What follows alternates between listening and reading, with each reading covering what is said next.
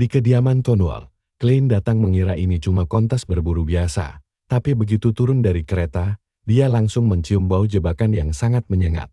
Apalagi kastil si Dalton ini, mewahnya benar-benar tidak masuk akal. Para tamu asyik berpesta pora layaknya bangsawan di perjamuan kerajaan. Acara ini malah tidak terasa seperti kompetisi berburu, melainkan ajang pamer kekuatan bagi para sampat dari keluarga cabang yang sangat serakah. Tapi kebusukan aslinya baru terlihat saat Dalton melepaskan anjing-anjingnya yang kelaparan ke hutan. Hanya untuk ditembaki layaknya mainan, sifat menjijikkannya tidak berhenti di sana. Dia bahkan berani menyentuh Aaron dan menyebutnya pelayan peliharaan Klein. Seolah-olah dia sudah bosan punya tangan.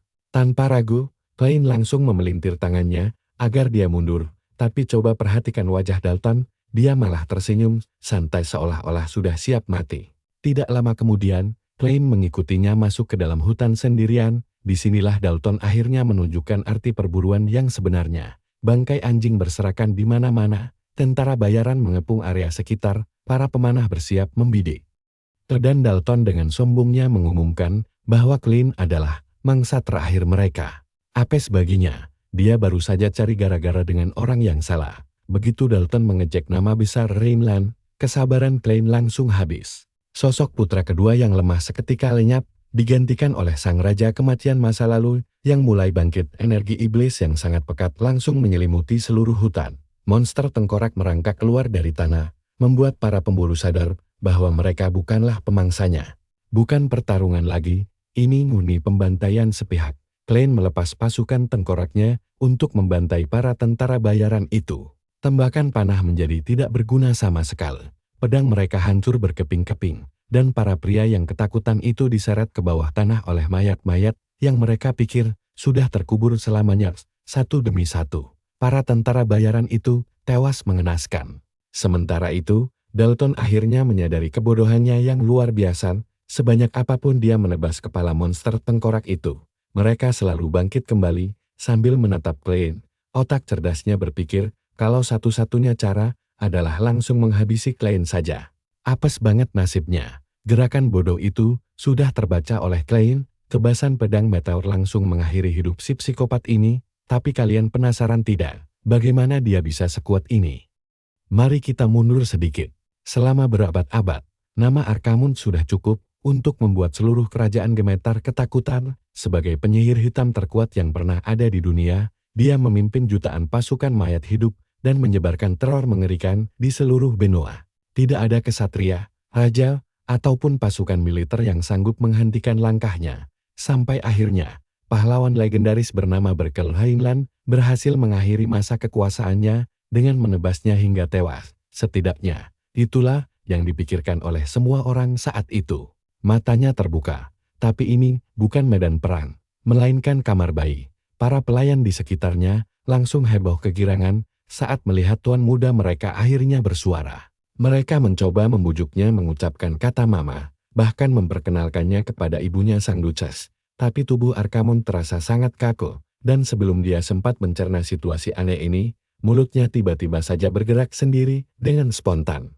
Bukannya bersikap manis layaknya bayi Norman, dia malah merapalkan mantra sihir hitam untuk memanggil kegelapan dan pasukan iblis. Para pelayan pun langsung ketakutan setengah mati melihat bayi yang baru lahir berteriak sekencang pemanggil iblis dewasa. 15 tahun berlalu sejak kejadian gila itu, cerita pun beralih ke wilayah kekuasaan Rhineland. Tempat bayi ajaib tersebut kini tumbuh menjadi seorang pemuda tampan yang bernama Klein. Para pelayan selalu terpukau melihat wajah tampan dan rambutnya, bahkan menyebutnya sebagai mahakarya dari para dewan. Tapi di saat semua orang memujinya, Klein sendiri sebenarnya sudah sangat muak dengan segala drama konyol yang mengelilinginya. Drama konyol itu datang dari pendeta Garrison Bergman yang berasal dari Ordo Suci. Begitu melihat Klein, Garrison langsung berteriak heboh tentang roh jahat dan nama Arkamund lagi. Padahal kalau dilihat-lihat, tubuh berotot pria ini lebih mirip monster daripada seorang pendeta suci. Garrison sok suci, dia sangat yakin kalau jiwa Arkamund masih bersarang di dalam tubuh Klein. Sehingga roh jahat tersebut harus disucikan kembali secara terus-menerus. Klein tentu saja membantah tuduhan itu, tapi Garrison langsung membalas bahwa wajah Klein sangat mirip dengan Arkamund. Hal ini membuat Klein sangat kasar, hingga dia terus mengumpat dalam hati menyebut pendeta itu gila sambil melangkah pergi. Namun, Garrison tidak mau menyerah begitu saja. Sebagai hukuman atas sikap dingin Klein, dia memerintahkan ritual mandi air suci tanpa busana, yang sukses membuat Klein heran apakah pendeta ini sebenarnya manusia atau bukan. Klein kemudian teringat kembali bagaimana penderitaan ini bermula di kehidupan sebelumnya. Kepalanya jelas-jelas sudah tertebas putus, tapi entah mengapa dia malah terbangun dan membuka matanya kembali di dalam tubuh seorang bayi mungil. Dan gara-gara kata pertama yang dia ucapkan adalah mantra sihir hitam milik Arkamon, semua orang langsung mencapnya sebagai iblis sejak lahir. Akibatnya, dia harus dikurung di dalam biara sunyi selama 7 tahun lamanya. Di tempat itulah, dia pertama kali bertemu dengan Garrison, pria kekar yang mengaku sebagai pendeta Ordo Suci. Sejak saat itu, hidup Klein dipenuhi dengan various macam siksaan yang mereka sebut sebagai ritual penyucian. Mulai dari mandi air suci, mendengarkan nyanyian doa Garrison selama 24 jam sehari, hingga ritual penyucian dengan Atrin. Sederhananya, bocah malang ini disiksa habis-habisan atas nama agama. Kini, 5 tahun setelah berhasil keluar dari biara tersebut, gerak-gerik Klein masih diawasi ketat. Pelayan pribadinya, Aaron, hanya ingin dia hidup dengan bangga sebagai keturunan terhormat keluarga Reinland, bahkan sampai menyiapkan segalanya dengan penuh perhatian. Dia langsung menyesal. Klein sadar dia terlalu kasar, padahal gadis itu sudah bekerja keras dengan tangan mungilnya. Sialnya, momen haru itu langsung hancur berantakan saat Klein tahu kalau topi konyol yang disiapkan itu buatan Garrison. Rasa bersalahnya menguap seketika, dan Klein tidak menginginkan apapun selain langsung membuang benda itu sejauh mungkin.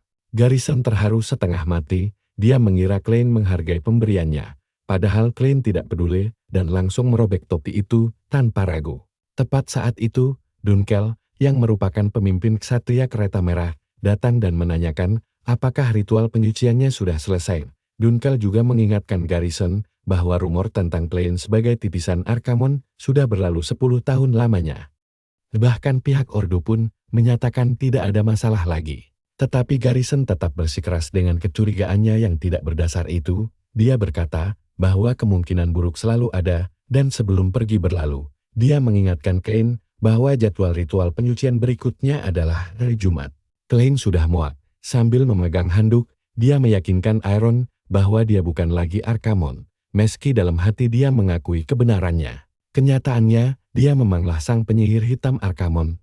Dia hanya tidak bisa mengatakannya secara terang-terangan, karena jika sampai ketahuan, tidak terbayangkan siksaan kejam apalagi yang akan disiapkan oleh Garrison untuk dirinya nanti. Sejak terlahir kembali, hidupnya selalu diawasi ketat. Akibat rumor miring sejak kecil, dia harus menghabiskan waktu 7 tahun terkurung di biara terpencil. Dia pikir kembali ke wilayah kediaman keluarga akan memberinya sedikit kebebasan. Tapi nyatanya Garrison malah terus membuntutinya bagaikan sebuah kutukan hidup. Aaron kemudian menjelaskan bahwa Garrison bukanlah pendeta biasa yang bisa dianggap remeh. Dia adalah agen khusus dari Ordo Suci, sebuah gelar kehormatan yang hanya diberikan kepada para anggota terkuat di dalam seluruh organisasi keagamaan tersebut. Kecuali sang Duki sendiri, hampir tidak ada seorang pun di keluarga ini yang berani menentang perintahnya. Hal ini membuat Klein menyadari betapa kuatnya pengaruh Ordo Suci, sekaligus mengingatkannya pada kekuatan besar yang dimiliki oleh keluarga Reinland. Karena penasaran, Klein bertanya siapakah sosok Duki terkuat sepanjang sejarah keluarga mereka. Pikiran Aaron langsung tertuju pada Duki ke-7 yang sekarang memimpin, yaitu ayah Klein sendiri. Namun pemuda itu sebenarnya sudah tahu jawabannya. Gelar terkuat itu dipegang oleh Duki pertama, Berkel Reinland. Para pelayan pun merasa sangat senang karena mereka mengira Klein sangat mengagumi sang leluhur. Mengingat pemuda itu sering sekali menatap lukisan wajah Berkel dengan serius. Aslinya sangat berbeda, Klein sama sekali tidak kagum pada Berkel. Dia hanya sedang memandangi sosok yang telah membantainya dulu. Klein menyadari bahwa 200 tahun telah berlalu sejak Berkel pertama kali mendirikan keluarga Reinland. Dia masih sulit mempercayai kenyataan pahit ini. Namun dia tidak punya pilihan selain menerima takdir barunya sekarang. Beberapa saat kemudian, Klein mendadak terbangun dari tidurnya. Masih dibayangi oleh mimpi buruk tentang kata-kata terakhir Berkel sebelum menebasnya di kehidupan masa lalu. Dia menghela napas panjang sambil mengumpat pelan saat memikirkan kenyataan baru dalam hidupnya di masa lalunya. Dia adalah Arkamon, sang penyihir hitam legendaris yang sangat ditakuti di seluruh penjuru benua bagaikan sosok iblis nyata. Saking marahnya, dia hampir saja menghancurkan seluruh benua sebelum akhirnya tewas di tangan sang kesatria utara, Berkel Reinland. Namun, kematian ternyata bukanlah akhir dari segalanya. Ketika Arkamon membuka matanya kembali, 200 tahun telah berlalu sejak kekalahannya yang memilukan itu, dan bagian paling tidak masuk akal adalah dia malah terlahir kembali sebagai keturunan dari pria yang telah membunuhnya. Jadi Archmon sekarang bereinkarnasi sebagai Klein Rhineland, lengkap dengan semua memori masa lalunya. Sambil menatap cermin, untuk kesekian kalinya, dia masih belum terbiasa dengan tubuh barunya ini, terutama bagian rambutnya yang agak aneh itu. Mendadak sebuah suara membuyarkan lamunannya, memperingatkan bahwa dia baru saja mengigau sangat keras saat tidur. Kaget setengah mati, Klein mendongak dan melihat musuh bebuyutannya, Garrison. Pendeta gila itu bertanya apa Klein sedang memimpikan masa lalunya sebagai Archmon. Garrison ini memang fanatik, dia sangat yakin Klein adalah Archmon, dan gara-gara keyakinan konyol itu, dia terus menyiksa Klein selama bertahun-tahun. Klein langsung panik dan beralasan kalau dia mengigau hanya karena sedang stres berat. Sialnya, Aren malah muncul dan merusak semuanya. Gadis itu berteriak lantang kalau dia mendengar semua gigauan Klein tadi. Kalian pasti punya kan, teman yang mulutnya tidak bisa direm? Nah, si Aren ini dengan polosnya mengulang setiap kata gigauan Klein tentang rencana menghancurkan benua dan menyebut dirinya Archmon. Klein panik setengah mati mencoba membungkamnya, sementara Garrison mendengarkan dengan serius. Untungnya, kepala pelayan mereka, Berkman, mendadak masuk ke ruangan. Dia datang untuk memberitahu bahwa demonstrasi ilmu pedang akan segera dimulai. Tapi nasi sudah menjadi bubur. Garrison sudah mendengar semua hal yang dia butuhkan. Pendeta itu berterima kasih pada Aren atas laporannya, lalu mengumumkan kalau Klein bakal mendapat jatah ritual penyucian 2 kali lipat. Melihat seringai mengerikan Garrison, Klein yang ketakutan langsung membekap mulut Aren sebelum gadis pembuat onar itu bicara lebih banyak lagi. Setelah membentak si pendeta agar menjauh, Klein mengajak Aren dan kepala pelayan Berkman menuju aula latihan untuk menonton demonstrasi pedang tersebut. Saat Klein bertanya soal acara itu, Berkman hanya menjawab kalau ini perintah langsung dari sang duke. Klein cukup heran, tapi tiba-tiba Aren malah sibuk meminta biskuitnya. Klein membiarkannya begitu saja, tapi saat Berkman mencoba mengingatkan posisinya, Klein menyuruhnya tidak terlalu keras, karena Aren sangat menyukai biskuit tersebut. Karena Klein tidak keberatan, Berkman pun mengalah. Klein kemudian bertanya mengapa sang duke mendadak mengundangnya, padahal ini baru pertama kalinya dia diajak menghadiri demonstrasi seperti ini. Berkman menjelaskan bahwa kerabat dari keluarga cabang sedang datang berkunjung.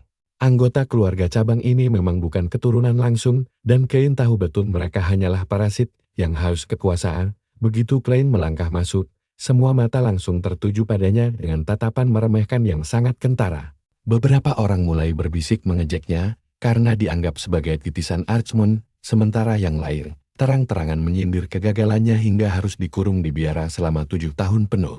Ada yang menyebutnya pembawa sial dan memperingatkan saudaranya agar berhati-hati supaya tidak dikutuk Klein. Klein memperhatikan 2 orang sepupu dari pihak ibunya itu, sementara sekelompok kerabat lain sibuk makan dengan rakus layaknya babi. Di sudut ruangan, Klein melihat seorang gadis tengah menatapnya dengan tajam. Dia ingat kalau gadis itu adalah salah satu sepupu dari wilayah barat. Saat Klein mencoba mengingat identitas gadis itu, sepupu menyebalkan tadi mendadak menegurnya dengan marah karena merasa diabaikan, namun Klein tetap cuek, membuat mereka semakin naik pitam.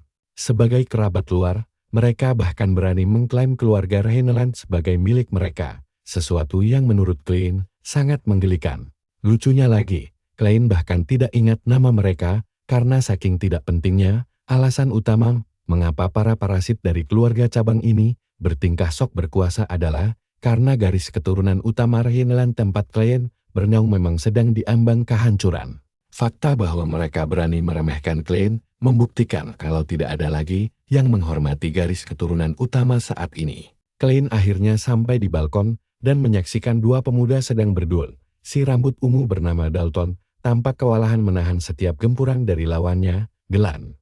Meski sudah terdesak, Dalton malah berteriak emosi dan menyuruh Glenn berhenti menahan diri serta menyerangnya dengan serius. Sementara itu, Delan terlihat sangat santai menghadapi serangan tersebut dan berkata kalau hasil pertarungan ini sebenarnya sudah ditentukan sejak awal. Saat memperhatikan duel itu, Klein menyadari bahwa garis keturunan utama keluarganya hanya menyisakan satu harapan terakhir, yaitu saudara tiri Klein yang bernama Delan sebagai putra sulung. Delan sangat terkenal sebagai sosok jenius tanpa tanding. Berkat bakat luar biasa milik Delan, nama besar Rhineland sebagai keluarga master pedang legendaris masih tetap terjaga sampai sekarang. Sayangnya, si Dalton dari keluarga cabang ini tampaknya berniat merusak reputasi tersebut. Namun, saat Klein terus mengamati duel mereka, matanya tiba-tiba berbinar. Ini pertama kalinya dia melihat teknik pedang yang sangat familiar di tubuh barunya. Saat Dalton merangsek maju untuk menyerang, Delan dengan cepat menghindar lalu tiba-tiba sudah berada di belakang tubuh Dalton. Kalian harus lihat detail ini. Mata Klein mulai berbinar saat dia bisa membaca pergerakan kaki, waktu serangan, hingga aliran mana Delan dengan sangat jelas, dan boom. Serangan kejutan yang membuat Dalton terpaku ini tidak lain adalah teknik rahasia keluarga Rhineland bernama pedang meteor. Hanya dengan satu tebasan pedang meteor yang dilepaskan Delan, duel sengit itu langsung berakhir dengan sangat mudah. Sambil mengarahkan pedang kayunya, Delan dengan tenang mengingatkan Dalton tentang ucapannya tadi bahwa duel ini memang sudah selesai sejak awal. Sementara itu, para penonton langsung bersorak kagum menyaksikan teknik andalan keluarga Rhineland yang dieksekusi dengan begitu sempurna. Aksi hebat Delan ini bukan sekadar pamer kekuatan biasa, melainkan sebuah peringatan keras bagi keluarga cabang bahwa keturunan utama masih sangat kuat. Usai duel, Klein mengusap matanya sambil kebingungan dengan apa yang baru saja terjadi. Namun sebelum dia sempat berpikir, Delan tiba-tiba memanggilnya. Delan menyapa Klein dengan ramah, menanyakan seberapa lama dia menonton, dan berkata bahwa Klein harusnya memberitahu jika ingin datang ke demonstrasi ini. Dia bercanda kalau dia akan bertarung sedikit lebih serius jika tahu saudaranya itu menonton. Klein pun hanya bisa mengamati dalam diam dan mengakui kalau saudara tirinya ini memang hebat. Ketampanan, bakat luar biasa, hingga kepribadiannya pun tampak sangat sempurna. Klein lalu bertanya kepada Delan mengapa keluarga cabang mendadak berkumpul di sini. Curiga kalau mereka hanya ingin memeras uang dari garis keturunan utama. Sebelum Delan sempat menjawab, suara sang duke mendadak menyela pembicaraan mereka untuk memuji performa luar biasa putranya itu. Heinkel sangat bangga karena Delan berhasil menguasai teknik rahasia keluarga. Pria parubaya ini adalah Heinkel Rhineland, ayah mereka, sekaligus Duke Rhineland ke-7. Dari cara Heinkel menatap bangga, Klein yakin kalau Delan adalah satu-satunya harga diri yang tersisa bagi ayahnya. Di saat yang sama, seorang ksatria bernama Dunkel ikut memuji ketepatan kendali mana milik Delan. Dunkel menegaskan kalau tidak ada ksatria seumuran Delan yang mampu meniru pencapaian luar biasa seperti itu. Delan mencoba tetap rendah hati, namun Heinkel mengingatkannya pada wasiat leluhur mereka, berkel, bahwa ksatria Rhineland harus selalu menjadi yang terhebat di kekaisaran. Dia meminta Delan untuk menanamkan kata-kata itu di dalam hatinya sebagai pedoman hidup. Usai Delan berterima kasih, Heinkel membalikkan badan ke arah Klein, membuatnya merasa agak cemas. Sang duke menempelkan tangannya pada Klein, namun sama sekali tidak merasakan adanya mana. Klein meminta maaf karena tidak memiliki bakat, namun dia menyadari kalau Heinkel sama sekali tidak marah. Kemarahan itu hanya untuk orang yang punya potensi dan karena Klein tidak memilikinya, sang ayah mungkin menganggapnya sebagai sampah yang tak layak dipedulikan. Dunkel kemudian memohon pada Heinkel agar memaklumi Klein, beralasan kalau kemampuan buruknya ini disebabkan karena dia membuang waktu terlalu lama di biara. Sementara itu, para penonton mulai bergosip tentang kemampuan Klein yang payah dan membandingkannya dengan saudara tirinya. Mereka bahkan mulai menjelek-jelekan keluarga garis utama yang dianggap tidak kompeten, lalu memakai alasan ini agar cabang keluarga mereka bisa mengambil alih kekuasaan. Di saat semua orang sedang menghina Klein, Heinkel datang menenangkannya dan mengingatkan bahwa masih ada jalan lain selain menjadi seorang ahli pedang. Tapi Klein sendiri sama sekali tidak peduli dengan ejekan itu. Dia hanya kecewa melihat keluarga yang dulu diperjuangkan oleh Burken yang agung kini hancur lebur. Dia tidak habis pikir mengapa sekelompok orang serakah ini adalah keturunan yang dulu dilindungi Burkel. Delan, Heinkel, dan Dunkel pun pergi. Detik itu juga, masalah langsung menghampiri Klein. Melihat para pelindung Klein sudah pergi, Dalton mulai mengejek Klein yang tidak punya bakat berpedan. Tapi saat Dalton terus memprovokasi, Klein langsung berbalik dan membalasnya dengan membongkar kelakuan busuk Dalton yang suka bermain wanita di belakang layar. Hal ini membuat Dalton panik dan heran bagaimana Klein bisa tahu rahasianya. Ternyata, selama ini Dalton menyuap para gadis agar bungkam. Namun entah bagaimana caranya Klein bisa mengetahui skandal kotor tersebut dengan sangat detail.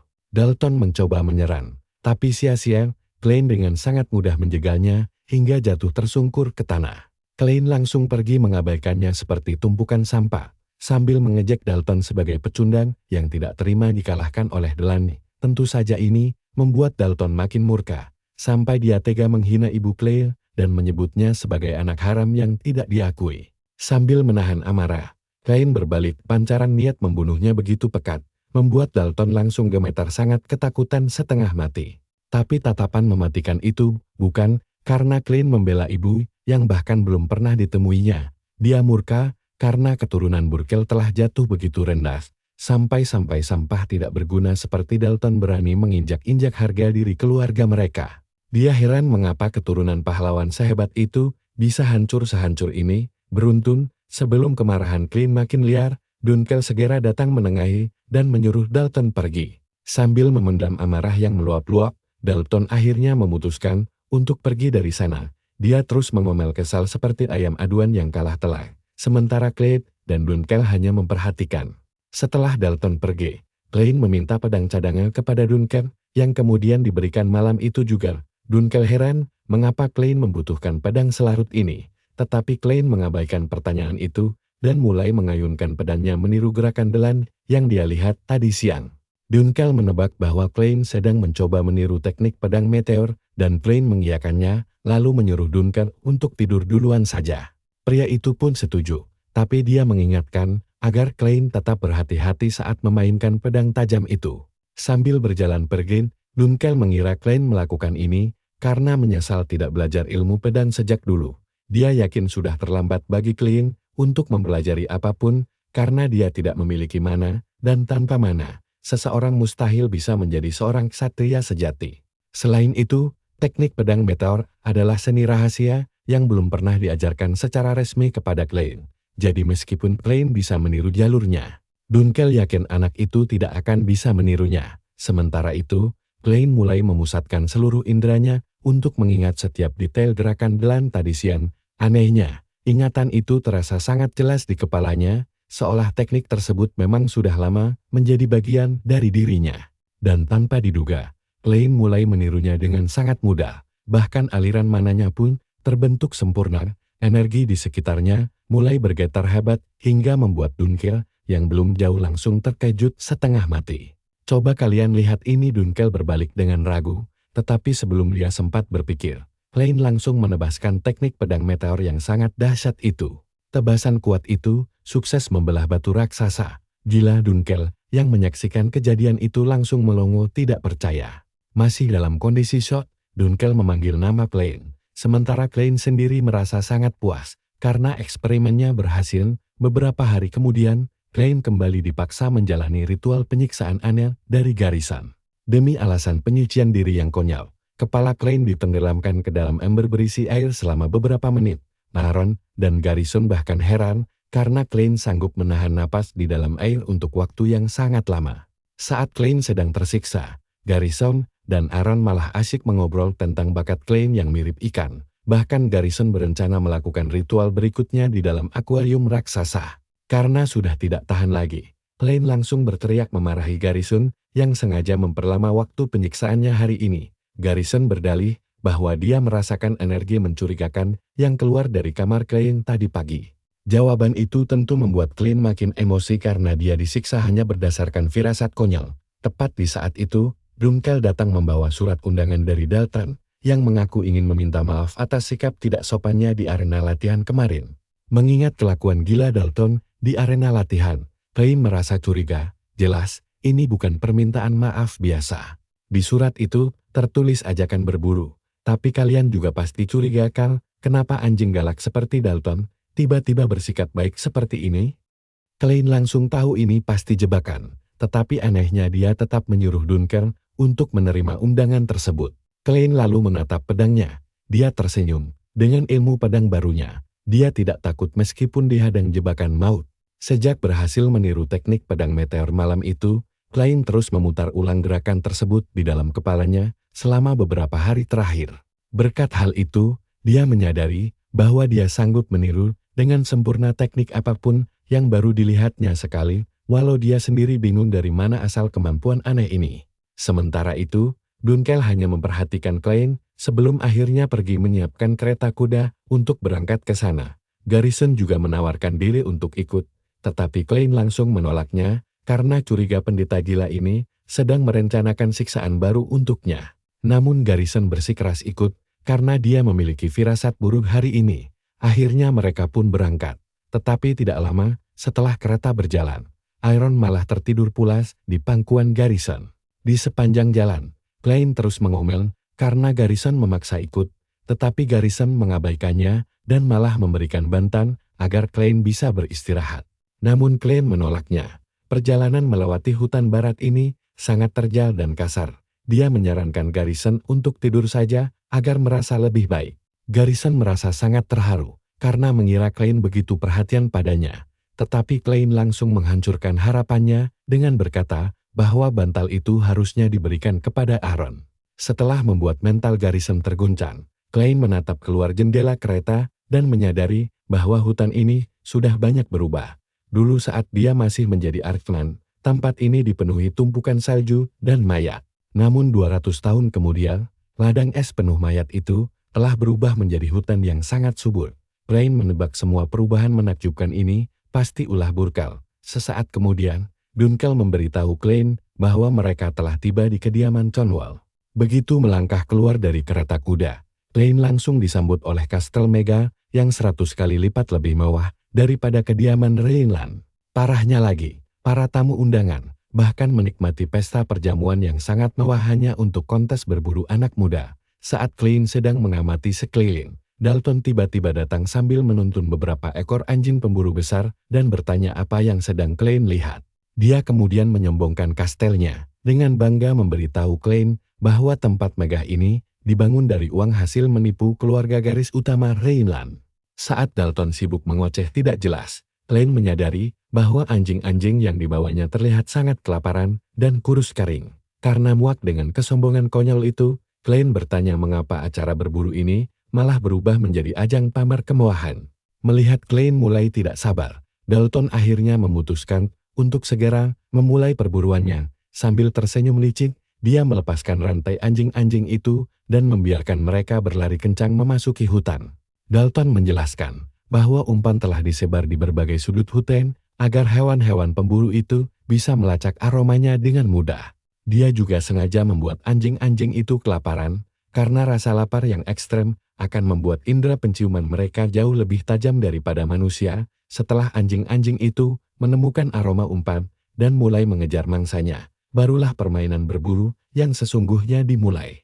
Tanpa peringatan, Dalton langsung menarik busurnya dan melepaskan beberapa anak panah sebelum anjing-anjing itu sempat lari jauh. Dengan sombongnya dia memamerkan hasil buruan itu, seolah ingin pamer bagaimana cara berburu yang benar kepada semua orang di sana. Tepat saat itu, Aaron, yang tadinya tertidur lelap di dalam kereta kuda, berjalan mendekat sambil mengucek matanya yang masih mengantuk berat. Dalton langsung pencegatnya dan menepuk kepalanya sambil mengejeknya sebagai pelayan peliharaan Klein. Dia bahkan heran kenapa Klein mau membawa beban tidak berguna sekecil itu, namun saat tangannya mulai lancang, Klein langsung mencengkeram pergelangan tangan Dalton dan memelintirnya dengan keras agar dia segera mundur. Klein menatap tajam ke arah Dalton, mengancam akan mematahkan tangannya sebelum akhirnya melepaskan cengkeramannya setelah dipelintir sejenak. Kesal sekali, Dalton sengaja menabrak bahu Klein dan menyuruhnya berhenti bersikap sok tangguh. Dia kemudian menaiki kudanya, lalu mengajak Klein untuk ikut berburu. Tanpa ragu, Klein langsung menaiki kuda lain dan menyuruh Duncan untuk tetap tinggal bersama Aaron. Duncan sempat memperingatkan bahwa pergi sendirian sangatlah berbahaya dan menawarkan diri untuk ikut mengawal. Tetapi Klein menolak mentah-mentah dan memerintahkannya tetap di sana untuk mengawasi gerak-gerik Garrison. Dia menjelaskan bahwa jika Garrison tiba-tiba menghilang, itu tandanya situasi sedang gawat. Klein lalu menyerahkan sebuah gulungan sihir kepada Duncan dan menyuruhnya segera merobek gulungan itu begitu Garrison tidak terlihat lagi. Begitu gulungan itu robek, lambang sihir yang terhubung akan langsung muncul di punggung tangannya. Setelah memberikan instruksi singkat tersebut, Klein langsung memacu kudanya pergi sebelum Duncan sempat protes. Sementara itu, Garrison hanya diam memperhatikan seluruh kejadian dari kejauhan. Tidak lama kemudian, Klein sampai di sebuah area terbuka di tengah hutan untuk mencari Dalton. Kalian pasti tahu kan Tik, musuh sok asik begini? Dalton tiba-tiba memanggilnya seolah sudah menunggu momen ini sejak lama. Dalton kini dikelilingi oleh jasad anjing sambil menjilat pedangnya dengan kejam. Mirip predator yang baru saja menemukan mangsa utama, Klein segera turun dari kudanya dan bertanya dengan wajah sangat jijik tentang apa maksud dari semua ini. Rasa jijik Klein makin bertambah saat melihat sekeliling dan menyadari Dalton telah membantai semua anjing tersebut. Dalton kemudian berkata bahwa dia sedang menunggu puncak dari acara berburu hari ini. Sambil mengarahkan pedangnya ke depan, Dalton menyatakan bahwa Klein adalah mangsa terakhirnya hari ini. Namun, Klein sama sekali tidak bergeming mendengar ocehan orang gila yang sebentar lagi akan mati. Layaknya penjahat di anime yang terlalu banyak omong, Dalton mulai menjelaskan rencananya untuk menghabisi Klein dan menyerahkan kepalanya kepada Delenn, demi membuktikan bahwa keluarga Rhiannon hanyalah sampah tak berguna. Sambil terus berpidato layaknya penjahat, dia mengangkat tangan kanannya untuk memberi aba-aba kepada para anak buah yang sudah dia siapkan. Ketika para tentara bayaran mendekat, Dalton masih saja asik mengoceh tentang bagaimana kekuasaan kadipaten seharusnya jatuh ke tangan keluarga cabang. Dalam sekejap, sekelompok pemanah langsung membidik Klein, siap membuat tubuhnya penuh lubang, namun Klein tetap terlihat tenang, seolah-olah dia hanya sedang melihat semut-semut kecil yang mengganggu. Celotehan tanpa akhir dari si penjahat ini terus berlanjut saat Dalton dengan gembira berbisik bahwa besok pagi, seluruh kota akan dihebohkan oleh berita tentang tewasnya pendekar pedang keluarga Rhiannon yang berakhir mengenaskan. Habis sudah kesabarannya. Mendengar semua omong kosong itu membuat amarah Klein memuncak saat teringat perjuangan Berkel demi masa depan damai keluarga sampah ini. Sia-sia belaka, Klein pun mencemooh warisan Berkel yang malang, lalu tiba-tiba tertawa terbahak-bahak tanpa kendali layaknya orang kesurupan.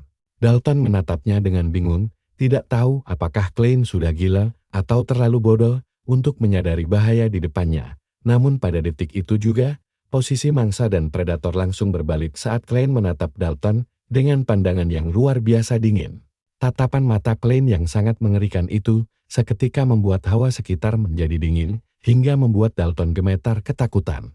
Menggunakan nada suara yang dingin, Klein memulai pidatonya sendiri yang langsung menusuk ke inti masalah dan membuat merinding siapa saja yang mendengar. Klein menegaskan bahwa keluarga Rhiannon dibangun dengan bayaran kematiannya sendiri. Namun hama kecil berani menghinanya. Tiba-tiba, langit di sekitar mereka berubah menjadi merah gelap, membuat Dalton panik dan mengira ini adalah sihir. Tapi dia ingat kalau Klein tidak memiliki mana sedikit pun. Jadi mustahil dia bisa melakukan hal gila ini. Saat energi di sekitar Klein makin pekat, dia memberitahu Dalton bahwa ini bukanlah sihir, melainkan energi iblis. Sesaat kemudian, pusaran energi iblis mulai mengelilingi Klein, menciptakan angin kencang yang hampir saja menerbangkan Dalton dan para anak buahnya. Nah, disinilah kengerian yang sebenarnya baru dimulai. Saat aura kegelapan makin pekat, Dalton samar-samar teringat rumor tentang energi iblis, tapi Klein tidak berniat berhenti. Dia mulai merapalkan mantra iblis kuno untuk memanggil jiwa-jiwa yang telah terkubur. Atas namanya, dia memerintahkan mereka untuk berpesta pora selagi dia memanggil sepasukan mayat hidup berupa tengkorak dari dalam tanah. Salah satu prajurit yang ketakutan setengah mati mulai menyadari sesuatu yang mengerikan. Lalu dia bertanya-tanya, apakah Klein sebenarnya adalah sang Archimon yang legendaris. Kini, Klein dikelilingi oleh ribuan tengkorak yang berteriak histeris, sementara dia terus merapalkan mantra agar mereka melampiaskan seluruh dendam yang tersisa. Setelah memanggil pasukan mayat hidupnya, Klein kembali merasakan sensasi akrab yang sempat dia lupakan 200 tahun berlalu. Dan perasaan berdiri di ladang mayat kini terasa seperti kenangan masa lalu yang sangat jauh. Namun, Klein masih bisa merasakan getaran itu bergema tanpa henti di dalam kegelapan, bersama suara-suara kematian yang terus memanggil namanya. Menikmati sensasi lama yang kembali menjalar ke seluruh tubuhnya, Klein menyambutnya dengan gembira. Sementara itu, seorang prajurit bayaran yang mengenali sosok mengerikan di hadapannya langsung memanggil nama Archimon dengan nada kejam. Klein menjawab bahwa itu adalah nama lamanya dulu. Tapi beberapa tentara bayaran lain masih meragukannya, karena kisah tentang Klein yang merupakan Archimon hanyalah dianggap sebagai rumor belaka. Melihat barisan tengkorak menyeramkan di depan mata, mereka mulai panik dan curiga kalau kabar burung itu memang benar adanya. Di sisi lain, Dalton hanya bisa melongo melihat semua kekacauan ini, seolah otaknya butuh waktu lebih untuk mencerna keadaan. Setelah hening sejenak yang terasa canggung, beberapa prajurit malah tertawa terbahak-bahak, mengejek para tengkorak itu karena bentuk kepalanya yang mirip ember cucian. Klein hampir tidak percaya dengan apa yang baru saja dia dengar. Padahal, tengkorak-tengkorak inilah yang dulu dia gunakan untuk nyaris menghancurkan seluruh benua, namun sekarang malah dijek seperti tumpukan sampah yang tidak berguna. Dalton, yang akhirnya tersadar dari lamunannya, ikut menertawakan mereka. Dengan seringai sombong dia sesumbar bahwa dia sudah menghancurkan ratusan tengkorak murahan seperti itu saat menjalankan misi sebelumnya. Meskipun begitu, ada satu prajurit yang menyadari ada hal janggal pada tengkorak milik Klein. Namun Dalton dengan sangat percaya diri menyuruh anak buahnya mengambil tulang tengkorak itu sebagai kenang-kenangan. Para prajurit menganggap ide itu seru dan langsung menuruti perintahnya. Dalton lalu menyuruh pasukan pemanah menghabisi tengkorak yang menghalangi jalan agar prajurit lainnya bisa menerobos maju. Dia segera memberi aba-aba agar para pemanah bersiap lalu berteriak melepaskan tembakan. Para pemanah langsung melepaskan ratusan anak panah ke arah Klein dan pasukannya. Namun saat serangan itu mendekat, Klein tetap santai seolah itu hanyalah bulu ayam yang berterbangan di tiup angin. Panah-panah itu akhirnya menghujani kubu Klein, membuat Dalton tidak sabar melihat tubuh Klein hancur bersimbah darah. Sayangnya, pemandangan berikutnya justru membuat dia ternganga-ngosok. Begitu debu mereda, dia baru sadar bahwa tengkorak-tengkorak itu memiliki perisai super kuat dan membentuk pelindung kokoh untuk menjaga Klein puas dengan hasilnya. Klein mengejek mereka karena tidak ada yang mengenali tengkorak khususnya setelah 200 tahun berlalu. Sementara itu, para prajurit mulai merasa cemas karena beberapa saat lalu tengkorak milik Klein sama sekali tidak membawa perisai tersebut. Klein pun menjelaskan bahwa anak buahnya bukanlah tipe tengkorak lemah seperti biasanya. Saat mereka mendesak ingin tahu makhluk apa itu sebenarnya, Klein hanya menjawab singkat bahwa tengkorak miliknya sangatlah berbeda, dan ucapan simpel itu sukses membuat mereka semua gemetar ketakutan. Saat Klein bersiap pamer kekuatan, dalam hati dia menyuruh Berkel menonton dengan saksama. Dia sangat puas, karena akhirnya bisa memberi pelajaran berharga pada para bajingan yang sudah menghina masa depan yang dulu susah payah dilindungi oleh Berkel. Begitu memberi aba-aba agar para tengkoraknya bersiap menyerang. Klein sudah tidak sabar untuk menghabisi para junior sialan ini. Orang-orang yang dulu membuatnya terbunuh, tanpa ragu, dia langsung meneriakkan perintah serang, mengejutkan semua orang. Kawanan tengkorak itu langsung melesat maju dengan kecepatan yang sangat luar biasa. Melihat pemandangan mengerikan itu, Dalton heran setengah mati, bagaimana bisa sesosok tengkorak berlari secepat itu, tapi dengan sangat percaya diri. Dia menyuruh pasukannya tetap bertahan dan tidak panik, karena lawan mereka hanyalah tumpukan tulang kering biasa. Tapi coba lihat ini, bualan Dalton langsung patah saat para tengkorak itu mulai mencabik-cabik anak buahnya tanpa ampun. Potongan tubuh melayang dan darah mulai muncrat kemana-mana, membuat Dalton panik. Brutal formasi tempurnya langsung hancur lebur dan tidak ada lagi yang mau mendengar perintahnya. Sialnya, ini baru pemanasan, karena Klein langsung menyuruh unit busur silang kedua untuk mengepung dan mengunci sasaran mereka. Para tentara bayaran yang tersisa langsung mendongak begitu mendengar suara gemeretak aneh, dan saat itulah ajal rasanya sudah di depan mata. Di tengah kepanikan mereka, Klein memerintahkan unit busur silangnya untuk segera melepaskan tembakan. Saat itu, beberapa prajurit mencoba memperingatkan yang lain untuk lari. Namun sebelum kata itu terucap, Klein sudah berteriak tembak. Hujan anak panah langsung mengguyur kamp Dalton, menyapu bersih banyak nyawa dalam sekejap mata saja. Dalton gemetaran di tengah kekacauan layaknya anak anjing kedinginan. Dia sadar kalau pasukannya kalah telak, dan tengkorak milik Klein ini jelas bukan barang murahan hasil diskon toko daring. Sadar kalau kelompoknya bakal punah dalam hitungan menit, Dalton memutuskan untuk melakukan upaya nekat terakhir demi bertahan hidup. Dia menyuruh sisa pasukannya membuang busur dan beralih ke pertarungan jarak dekat. Setelah memastikan semua mendengar perintahnya, Dalton langsung memimpin di garis depan dan menerjang musuh dengan gagah berani. Hanya dengan sekali tebas, dia berhasil memenggal kepala salah satu tengkorak dan langsung kegirangan, berteriak menyuruh pasukannya mengincar bagian kepala saja. Sialnya, belum sempat dia menyelesaikan kalimat itu, si tengkorak tanpa kepala malah nyaris menebas balik kepalanya. Untung saja Dalton berhasil menghindar, meski dia kebingungan setengah mati melihat makhluk itu masih bisa bergerak aktif. Clint cuma tertawa geli melihat hal itu. Dia pun langsung mengejek pemahaman bodoh Dalton tentang cara mematikan mayat hidup. Dia lalu mengingatkan lagi bahwa pasukan tengkorak miliknya jauh berbeda dari sampah murahan biasa. Terbukti, si tengkorak tanpa kepala tadi langsung memungut kepalanya sendiri dan menempelkannya kembali tanpa ada cacat sedikit pun. Kemampuan gila inilah yang dulu membuat Archimonde nyaris menguasai seluruh benua. Sementara itu, Dalton hanya bisa melongo tidak percaya melihat pemandangan ajaib di depannya. Yang tidak dia ketahui adalah makhluk panggilan energi iblis ini tidak bisa mati dengan mudah. Ditambah lagi, mereka semua sangat patuh dan bisa menggunakan formasi taktis. Kini, para tentara bayaran yang tadinya sombong mulai panik karena monster yang sudah mereka bunuh menolak untuk mati. Clint tahu dia masih berbaik hati, sebab dengan tubuh lemah ini dia cuma bisa memanggil 11 tengkorak. Karena semua sudah cukup istirahat, Clint memutuskan untuk melanjutkan pembantaian yang tertunda. Di saat jeritan mereka menggema di tengah hutan, kediaman Cornwall justru tampak sangat damai dan tenang. Garrison asik menceritakan kisah lucu tentang Clint pada Erin. Karena gadis itu terlihat begitu bersemangat, Garrison menebak Erin sangat menyukainya. Erin membenarkan hal itu, karena baginya Clint sangat baik, padahal sosok yang dia sebut baik itu sedang sibuk membuat musuhnya menjerit ketakutan dengan wajah datar. Gadis itu juga memuji Clint sangat lembut, karena suka berbagi kue manis dengannya, menganggapnya sebagai orang paling hangat sedunia.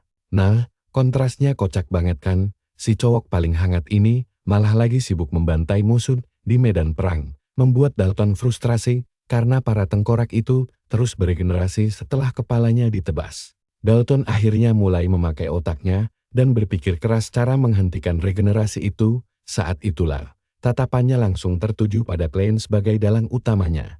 Dirinya berpikir bisa mengakhiri mimpi buruk ini jika berhasil menghabisi Clint. Dia pun langsung melompat maju dengan cepat untuk menyerang Clint.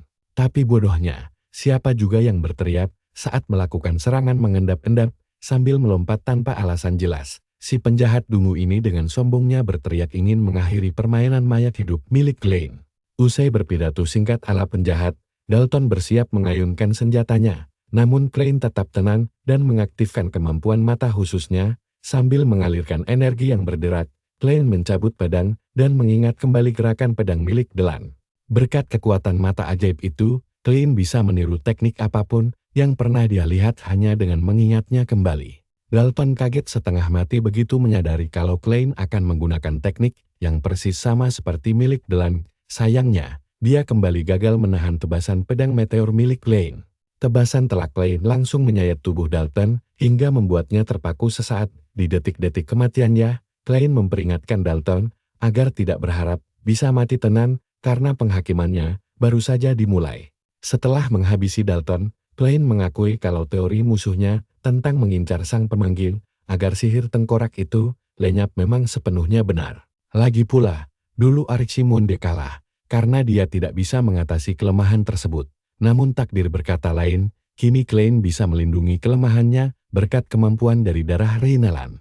Intinya, Clint menjadi jauh lebih kuat berkat darah musuhnya. Berkah menatap Dalton yang sekarat, Clint bertekad untuk mengubah jalannya sejarah setelah terlahir kembali ke dunia ini. Dalton sempat mendengar hal itu, namun dia langsung mengembuskan napas terakhirnya sebelum bisa bertanya. Sementara itu, Clint semakin mantap untuk membantu Berkel membangun kembali keluarga Rhineland yang hancur. Tidak lama kemudian, Dalton terbangun di sebuah tempat yang sangat gelap gulita, tanpa bisa melihat apa-apa di sekitarnya. Dia mencoba bergerak, namun menyadari kalau tubuhnya sudah terikat sangat kencang di sebuah kursi tanpa bisa berkutik sama sekali. Beberapa saat kemudian, Clint muncul dengan wujud masa lalunya dan menjelaskan bahwa ini adalah tempat berkumpulnya jiwa setelah mati. Dia lalu memperkenalkan dirinya sebagai Archimonde, sang pencipta dunia akhirat ini. Di saat Dalton kebingungan, Klein mulai membacakan daftar dosanya layaknya hakim iblis. Terungkap bahwa semasa hidupnya, Dalton sering menyiksa dan membiarkan anjing-anjing kelaparan. Dalton juga gemar melakukan penyiksaan kejam dengan dalih berburu. Klein masih ingat betul wajah gembira Dalton saat melakukan aksi biadab tersebut. Sementara itu, Dalton yang masih bingung langsung membentak Klein agar menjelaskan situasinya ketimbang mengoceh. Tidak jelas saat hendak mengancam. Dia mendadak terdiam karena ingat kalau dirinya baru saja ditebas beberapa menit lalu, tapi sekarang tubuhnya baik-baik saja. Melihat kebingungan di wajah Dalton, Klein pun memberitahu kalau dia sebenarnya sudah mati. Klein menjelaskan kalau dunia ini ada untuk membalas karma buruknya selama hidup di dunia nyata. Dalton tentu saja menolak kenyataan itu, menganggap ini candaan konyol, dan menyuruh Klein segera melepaskannya. Sayangnya, Klein sama sekali tidak peduli Dalton percaya atau tidak, asalkan dia menebus semua dosa masa lalunya. Menggunakan energi iblis, Klein memanggil arwah anjing-anjing yang dulu disiksa untuk membalas dendam pada Dalton. Di tengah gonggongan kemarahan mereka, Klein menyuruh Dalton merasakan sendiri penderitaan hewan-hewan yang telah dia bunuh. Anjing-anjing itu langsung dilepaskan ke arahnya, dan Klein mengingatkan Dalton kalau ini adalah neraka ciptaannya sendiri. Saat hewan-hewan buas itu menerkam Dalton yang berteriak pasrah, memohon sambil menangis. Kembali ke dunia nyata, air mata tampak mengalir deras dari sepasang mata Dalton yang sudah mati. Meski kini dia hanyalah sesosok mayat tak bernyawa, Klein menatapnya dalam diam sejenak sebelum mengalihkan seluruh perhatiannya pada pasukan mayat hidup yang membantunya meraih kemenangan hari ini. Karena mereka telah menjawab panggilannya, dia memutuskan untuk membalas budi atas bantuan itu. Klein mengibaskan tangannya di udara untuk membebaskan para mayat hidup, mematahkan kutukan pengikat, sekaligus memberi mereka kebebasan penuh sebagai imbalan yang sangat berharga. Setelah terbebas dari kutukan kejam itu, kerangka-kerangka tersebut mulai hancur perlahan hingga akhirnya lenyap tanpa menyisakan bekas sama sekali. Melihat debu-debu itu lenyap di tiup angin, Klein merasa agak hampa karena dia sendiri masih belum paham mengapa dia bisa hidup kembali. Jika kematian hanyalah soal tulang yang hancur, dia benar-benar bingung apa tujuan sebenarnya dari reinkarnasi ini. Di tengah krisis eksistensial itu, sesosok misterius berjubah tiba-tiba muncul. Dia memanggil Klein seorang ahli nujum, sekaligus menyebut gelar aslinya sebagai putra kedua dari keluarga Rhineland.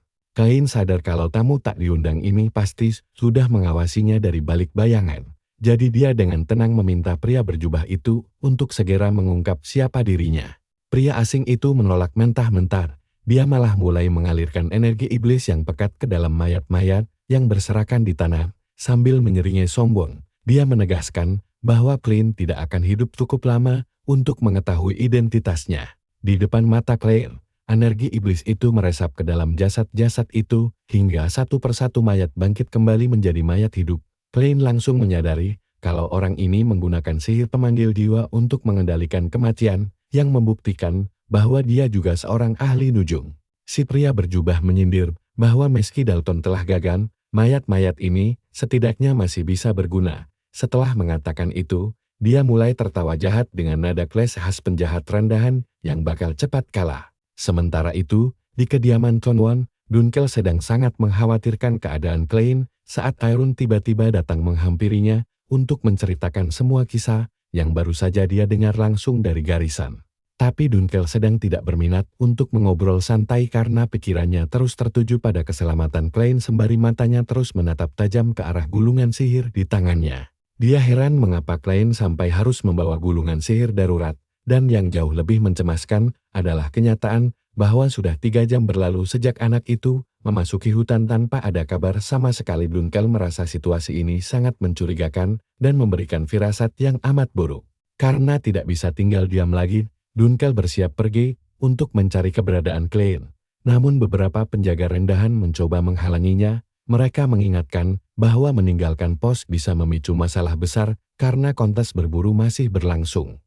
Jadi dia harus bertahan sedikit lebih lama lagi. Saat Dunkel mengamati para penjaga itu dengan saksama, dia melihat lambang keluarga Conwan di seragam mereka, membuatnya langsung sadar kalau mereka sebenarnya adalah anak buah Dalton. Hal ini seketika menyalakan alarm bahaya di dalam kepala Duncan. Jadi dia memutuskan untuk mengintimidasi mereka dengan mengingatkan posisi tingginya sebagai komandan ksatria dari garis keturunan utama. Dia juga mengancam akan memberi mereka pelajaran berharga jika masih berani menghalangi jalannya. Dan hanya dengan satu tatapan mata yang mengerikan, para penjaga itu langsung membeku karena ketakutan setengah mati. Beberapa menit kemudian, Aaron memanggil Duncan untuk menanyakan apakah ada sesuatu yang tidak beres. Namun Duncan hanya menjawab bahwa dia harus pergi mencari Klein sekarang juga. Dia lalu meminta Aaron kembali ke kediaman bersama Garrison. Namun gadis itu malah mengungkapkan kalau pendeta itu sudah pergi terlebih dahulu. Duncan sangat terkejut mendengarnya dan heran kapan tepatnya Garrison menyelinap pergi tanpa bersuara. Aaron kemudian menjelaskan kalau pendeta itu menunjukkan ekspresi wajah yang sangat serius sebelum akhirnya memutuskan untuk pergi. Duncan seketika teringat pesan Klein untuk segera merobek gulungan sihir. Jika sang pendeta tiba-tiba menghilang begitu saja, dia pun bergegas menaiki kudanya. Sadar betul kalau hilangnya Klein bukanlah sebuah kebetulan belaka. Hayden rips the magic stroll apart with his teeth and fearing that something is definitely happening to Klein. Duncan swiftly rides off. Kembali ke tengah hutan. Klein dan sang ahli nujum masih terlibat dalam aksi saling tatap. Namun Klein jauh lebih cemas karena pertarungan sebelumnya telah menguras habis seluruh sisa energi iblis miliknya. Melihat situasi yang kacau di hadapannya, Klein tahu fisiknya tidak akan kuat menghadapi pertempuran berikutnya. Sementara itu, saat sang ahli nujum memerintahkan pasukannya untuk menghabisi Klein, sekumpulan mayat hidup paling lambat dalam sejarah perzombian mulai maju sambil mengerang keras. Meski dalam posisi terpojok, Klein tetap terlihat santai dan malah mengejek musuhnya karena mencoba melawannya menggunakan sihir pemanggil jiwa yang kualitasnya sangat biasa saja. Tepat pada saat itu, punggung tangan Klein mulai bercahaya terang, tanda bahwa gulungan sihir telah dirobek. Para mayat hidup itu kian mendekat sambil mengayunkan senjata mereka untuk menyerang, tapi coba lihat ini dengan seringai licik. Klein justru berbisik kalau riwayat si musuh sudah tamat. Seketika itu juga, seberkas cahaya ungu memancar hebat dari lambang di punggung tangan Klein, menyisakan kebingungan besar di benak musuhnya. Sebelum si ahli nujum sempat mencerna situasi, sebuah cahaya emas yang sangat hilau mendadak muncul saat Garrison melompat ke depan Klein, memusnahkan monster-monster itu dengan sihir suci. Garrison langsung merapal mantra suci dengan lantang, menyucikan setiap mayat hidup yang menghalangi jalannya menggunakan pancaran cahaya suci murni. Setelah membereskan mereka, Garrison menepuk pundak Klein agar anak itu bisa sedikit bersantai. Di saat yang sama, sang musuh masih berdiri terpaku karena sangat terkejut, menyadari kalau pria perkasa di hadapannya ini adalah sang utusan suci yang sangat terkenal. Sementara itu, Garrison berdiri sangat percaya diri di tengah kilauan cahaya keemasan, meyakinkan Klein untuk santai karena petarung sekuat dirinya kini telah tiba di medan perang. Bicara soal julukannya sebagai sang utusan, sebenarnya ada 3 senjata manusia yang selalu menjalankan setiap titah dari Paus dengan kepatuhan yang luar biasa mutlak. Ketiganya merupakan aset terkuat milik pihak gereja, satu-satunya manusia yang mampu mengendalikan relik suci peninggalan dari Saint Gall. Kabarnya, masing-masing dari mereka memiliki kekuatan tempur yang setara dengan satu benteng pertahanan penuh, dan di antara ketiganya, sosok yang memiliki kekuatan fisik mental paling luar biasa mengerikan tidak lain adalah Garrison sendiri. Saat gerombolan mayat hidup lainnya mencoba menyerang kembali, Garrison dengan sangat mudah menghancurkan tubuh mereka menggunakan kepalan tinjunya sembari terus merapal 2 penyucian. Asli, keren banget aksi brutalnya. Dia membantai kawanan monster itu tanpa keringat sedikit pun, seolah membuktikan kalau pria ini sangat cocok membintangi film kiamat mayat hidup. Saat Garrison sedang sibuk melaksanakan apa yang dia sebut sebagai penghakiman suci, dalang utama yang memulai kekacauan ini hanya bisa menonton dengan wajah pucat pasi karena shock berat. Dia mulai menyesali keputusan hidupnya yang telah membawanya ke tempat terkutuk ini. Sembari bertanya-tanya mengapa utusan kuat dari gereja bisa ikut campur dalam urusan sepele seperti ini, karena merasa sangat ngeri melihat kekuatan mengerikan dari Garrison. Dia pun memutuskan untuk segera melarikan diri demi menyelamatkan nyawanya. Saat Garrison mulai berjalan ke arahnya untuk memusnahkan sumber masalah, pria bertopeng itu langsung mencoba kabur sekencang mungkin karena bertarung melawan monster mengerikan jelas bukan bagian dari tugasnya. Sial baginya, sebelum sempat melangkah jauh, dia langsung diangkat ke udara seperti tumpukan sampah setelah Garrison mencengkeram kepalanya erat-erat, sembari meronta-ronta di udara hingga topengnya terlepas. Dia mencoba memohon ampun dengan sangat menyedihkan. Namun Garrison mulai meremukkan seluruh tulang wajah pria malang itu tanpa ampun. Saat pria bertopeng itu mulai kesulitan bernapas, Garrison mengabaikan rintihannya dan memilih untuk segera merampungkan doa sucinya hingga selesai. Bahkan sebelum untayan doa itu berakhir, bola mata pria itu sudah hampir keluar dari rongganya, dan tepat saat Garrison selesai berdoa, dia langsung menghancurkan kepala si penjahat tanpa usaha berarti. Bola matanya bahkan sampai terlempar dan menggelinding tepat di dekat kaki Klein. Begitu urusannya selesai, Garrison langsung memanggil Klein, yang saat ini sedang berdiri membeku karena merasa sangat ngeri melihat kekuatan tempurnya yang luar biasa brutal. Garrison bahkan hampir tidak mengerahkan tenaganya dan hanya berlari maju. Namun, karena tekanan aura pembunuh yang begitu pekat, lebih dari 20 mayat langsung hancur berkeping-keping di tempat. Klein merasa sangat tidak nyaman saat melihat Garrison berjalan mendekat dengan tangan yang berlumuran darah segar, membuat pemuda itu ketakutan setengah mati karena berpikir dirinya akan menjadi korban pembantaian berikutnya. Garrison kemudian menjelaskan bahwa dia langsung bergegas ke sini setelah mendeteksi adanya jejak sihir hitam di dalam hutan. Dia menyeringai dengan sangat mengerikan sambil berkata kalau ada sesuatu yang mengganjal di pikirannya, sebelum akhirnya menepuk pundak Klein dan berbisik bahwa energi iblis yang dia rasakan sebelumnya sangat berbeda dengan milik pria bertopeng ini. Tepat pada detik itu juga, jantung Klein seakan berhenti berdetak saat melihat ekspresi dingin di wajah Garrison.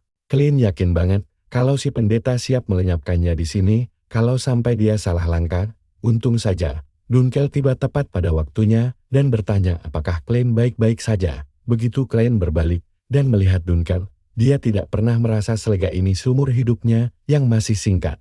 Saat rasa lega menyelimuti dirinya, kepala Klein mulai terasa sangat pusing. Dia menduga ini karena efek samping menggunakan sihir nekromansi yang terlalu berat bagi tubuhnya yang lemah. Klein pun langsung tersungkur ke tanah, membuat Dunkel panik setengah mati dan langsung berlari mendekat. Mirip ibu-ibu yang kelewat khawatir, Dunkel terus bertanya apa yang terjadi dan kenapa tubuh Klein penuh darah. Padahal itu cuma beberapa tetes darah dari tangan Garrison. Klein mengabaikan rentetan pertanyaan itu dan meminta Dunkel berhenti berteriak di telinganya. Dia cuma ingin dipegangi karena kakinya sudah benar-benar lemas dan mau patah. Dunkel kemudian bertanya tentang nasib Dalton. Klein dengan santai menjawab kalau dia sudah menghabisinya karena Dalton yang lebih dulu mencoba membunuhnya. Beberapa hari kemudian, ayah Dalton yang bernama Delkin, sang Count dari keluarga Cornwall, mengadakan pertemuan untuk menuntut keadilan bagi putranya yang tewas. Dia menolak percaya kalau Dalton mencoba membunuh Klein dan menegaskan kalau putranya adalah ksatria yang sangat terhormat dan setia. Delkin dengan marah meminta keluarga Rhineland tidak memfitnah Dalton, lalu menuntut mereka mencari pelaku aslinya. Tapi tunggu, disinilah kebohongannya mulai terbongkar. Namun Heinkel menyodorkan bukti hasil penyelidikan, menunjukkan kalau kesaksian Klein tidak pernah berubah, bahkan setelah diinterogasi dengan sangat ketat. Heinkel juga menunjukkan catatan tentang sekitar 20 tentara bayaran yang dikirim dari kediaman Cornwall tepat saat Dalton dan Klein menghilang. Berdasarkan semua bukti kuat ini, Heinkel sangat yakin kalau Dalton memang sedang merencanakan sesuatu yang licik untuk menyingkirkan Klein. Bukti telak ini benar-benar membuat Delkin terpojok dan tidak bisa mengelak lagi. Dia pun mengumpat dalam hati, menyalahkan para tentara bayaran bodoh yang meninggalkan jejak padahal sudah disuruh sangat berhati-hati. Sadar kalau dirinya sudah sangat terdesak, Delkin langsung mengalihkan pembicaraan. Dia berargumen kalau seluruh kejadian ini sama sekali tidak masuk akal, terutama bagian saat Klein mengalahkan Dalton. Delkin menolak percaya bahwa bocah yang belum pernah memegang pedang seperti Klein bisa mengalahkan ksatria terlatih seperti Dalton. Argumen Delkin terdengar masuk akal bagi para tetua dewan. Mereka ingat melihat Klein di demonstrasi ilmu pedang. Bahkan mendengar Heinkel sendiri bilang kalau Klein tidak punya mana, dewan mulai meragukan bagaimana bocah tanpa mana bisa membunuh ksatria berbakat. Dan ini sesuai rencana licik Delkin. Meski Dalton gagal menghabisi Klein, Delkin berniat mengubur rahasia ini dalam-dalam. Dia takut dirinya akan ikut dihukum mati jika ketahuan mencoba membunuh keturunan langsung keluarga utama. Demi menyelamatkan kepalanya sendiri, Delkin memutar otak dan mengganti taktiknya lagi dengan mulai menyerang mendiang Ibu Klein. Dia mengingatkan Dewan kalau Ibu Klein, Claire, selalu dikelilingi rumor aneh hingga kematiannya. Ditambah lagi, Klein juga pernah mengaku-ngaku sebagai penyihir agung saat masih kecil. Delkin menegaskan, mereka tidak bisa begitu saja mempercayai ucapan Klein. Heinkel yang murka langsung menyuruhnya menjaga mulut, namun Delkin malah terus memprovokasi dan menuduh Klein menyewa pembunuh bayaran untuk hancurkan Dalton. Dia bahkan berlagak jijik dan menuduh Klein yang bersalah, tapi malah menjebak Dalton. Tiba-tiba, sebuah suara menggelegar di dalam aula, memerintahkan Delkin untuk berhenti mengarang cerita bohong. Delkin langsung berbalik untuk melihat siapa yang berani bicara sekasar itu, dan terkejut melihat Klein berjalan masuk dengan penuh percaya diri. Klein mengaku sudah mendengar seluruh perdebatan dan tidak tahan lagi mendengar omong kosong Delkin. Dia memberitahu Dewan kalau Dalton menyewa pembunuh, jadi dia hanya membela diri dengan melenyapkannya. Klein juga berbohong kalau ada sosok misterius yang mengubah Dalton dan pengikutnya menjadi mayat hidup. Lalu untungnya Garrison datang tepat waktu untuk memusnahkan mereka. Mendengar penjelasan singkat Klein, Delkin langsung menuduhnya berbohong. Klein hanya menyeringai tipis dan bertanya balik, apakah tuduhan kalau dia adalah bagian dari Archamon terdengar lebih masuk akal. Melihat rencananya gagal total, Delkin langsung menggertakkan gigi dan terbungkam. Namun, semua ini sebenarnya sudah masuk dalam rencana besar yang Klein susun matang-matang setelah menghabisi Dalton. Dia bersumpah akan membangkitkan kembali kejayaan keluarga Heinlein dengan tangannya sendiri. Klein menolak membiarkan warisan leluhur Berkel dikotori oleh para lintah yang mengaku sebagai keturunan ini, dan langkah pertamanya adalah membungkam cabang keluarga yang serakah itu. Tidak lama kemudian, terdengar ketukan pintu, dan gadis cantik yang hadir di pertemuan sebelumnya masuk sambil meminta maaf karena terlambat. Identitasnya langsung diumumkan di depan pintu sebagai Lyra Paul Wyvern, sang komandan dari Ksatria Tombak Suci Biru. Klein heran kenapa gadis itu ada di sini, dan ingat kalau Lyra juga hadir saat demonstrasi pedang waktu itu. Delkin sempat mengusirnya, karena ini bukan urusan keluarga Paul Wyvern, tapi Heinkel menjelaskan kalau dialah yang mengundang Lyra. Karena sebelumnya, Dalton pernah berpartisipasi dalam beberapa misi di bawah perintah Ordo Ksatrianya. Heinkel merasa Lyra punya hak penuh untuk hadir. Begitu Lyra melepas mantelnya, pandangannya langsung tertuju pada Klein, hingga mata mereka saling bertemu. Dia kemudian melambaikan tangan, memberi isyarat mengajak Klein berbicara berdua saja, secara pribadi. Klein bingung dengan ajakan mendadak itu, dan bertanya-tanya apa maunya. Dia juga kesal, karena Heinkel langsung memberi izin, begitu saja tanpa meminta persetujuannya terlebih dahulu. Ditambah lagi, Heinkel menyuruhnya jangan lama-lama. Situasi ini membuat Klein jengkat. Apalagi dia memang tidak pernah menyukai ksatria sejak dulu. Tapi setelah dipikir-pikir, situasi ini sebenarnya bisa dimanfaatkan. Klein menyimpulkan hanya ada 3 alasan kenapa Lyra ingin bicara empat mata, yaitu untuk konfirmasi, karena curiga, atau sekadar ingin mengujinya. Apapun niat tersembunyinya, dia sudah siap menghadapi segalanya. Akhirnya dia pamit dan mengikuti Lyra, merasa seperti anak domba yang digiring ke tempat jagal. Meski begitu, Klein tidak berniat mundur, karena sekarang dia sudah punya tujuan hidup yang sangat jelas. Bahkan, dia bertekad memanfaatkan siapa saja demi mencapai ambisinya itu. Beberapa menit kemudian, mereka berdua masuk ke ruang samping, dan begitu pintu tertutup rapat, Lyra tiba-tiba memojokkan Klein ke dinding dengan posisi yang cukup intim. Tunggu dulu, seolah itu belum cukup mengejutkan, gadis itu langsung bertanya, apakah dia boleh menyentuh tubuhnya. Jelas saja Klein langsung shock berat, dipojokkan ke dinding saja sudah bikin jantungan. Ditambah lagi permintaan aneh Lyra yang membuatnya makin salah tingkah dan kebingungan. Sedikit informasi tentang Lyra, dia adalah putri tertua dari keluarga Paul Wyvern, salah satu dari 3 keluarga besar Adipati. Selain Heinlein, keahlian tombaknya yang luar biasa membuatnya dipercaya menjadi kapten Ksatria Tombak Suci Biru. Bakat bertarungnya tidak main-main, dan dibuktikan dengan segudang prestasi hebat. Dia bahkan pernah sendirian membantai seluruh kawanan monster mengerikan sambil melindungi warga sipil pada waktu yang bersamaan. Nada suaranya terdengar sangat tegas saat menyuruh Klein mengikutinya dengan cepat. padahal Klein sendiri sudah berjalan tepat di belakangnya untuk membela diri. Lyra langsung menegaskan agar Klein tidak menganggap mereka bersaudara dekat, padahal sebelumnya, ayah Klein memberitahu kalau bibinya adalah istri kedua Adipati Paul Wyvern, yang otomatis membuat Lyra menjadi sepupunya. Itu memang kabar dari ayahnya, tapi tampaknya Lyra adalah putri dari istri pertama, jadi mereka sama sekali tidak punya hubungan darah langsung dan murni orang asing. Saat itulah, Lyra berkata, ada sesuatu yang ingin dia pastikan secara pribadi. Di momen inilah, dia memojokkan Klein ke dinding, mendekatkan wajahnya yang cantik, lalu bertanya, apakah dia boleh menyentuhnya. Berbagai pertanyaan berkecamuk di kepala Klein, memikirkan apa sebenarnya rencana rahasia Lyra. Sebelum sempat berpikir jernih, Lyra langsung memegang lengannya dan meraba tubuh Klein untuk memeriksa tekstur kulitnya. Gadis itu memastikan tidak ada satupun bekas luka atau kapalan di sana, bahkan membandingkan kehalusan tangan Klein dengan tangan bayi. Lyra bilang, kalau pendekar pedang hebat memang tidak punya kapalan kasar, tapi biasanya ada bagian kulit tertentu yang mengeras setelah selesai memeriksa tangannya. Dia menatap tajam mata Klein dan menegaskan kalau dia tahu Klein belum pernah memegang pedang sama sekali, karena tangannya terlalu mulus tanpa bekas latihan. Makanya Lyra jadi sangat bingung bagaimana bisa cowok ini mengalahkan Dalton yang kuat itu. Padahal Dalton itu satria terlatih yang dikawal 20 tentara bayaran. Lyra langsung menembakkan pertanyaan mau apakah Klein menyembunyikan kekuatan rahasia. Tapi Klein segera mendorongnya menjauh. Klein malah mendengus dan balik bertanya, apakah Lyra mengiranya sebagai seorang arconit. Dari obrolan singkat tadi, Klein sadar kalau Lyra ini sangat berbahaya. Cewek itu tidak cuma penasaran, tapi dia sengaja memancing reaksi emosional dari dirinya. Dia mencari reaksi, bukan jawaban biasa. Kalau Klein diam saja, itu sama saja dengan mengakut.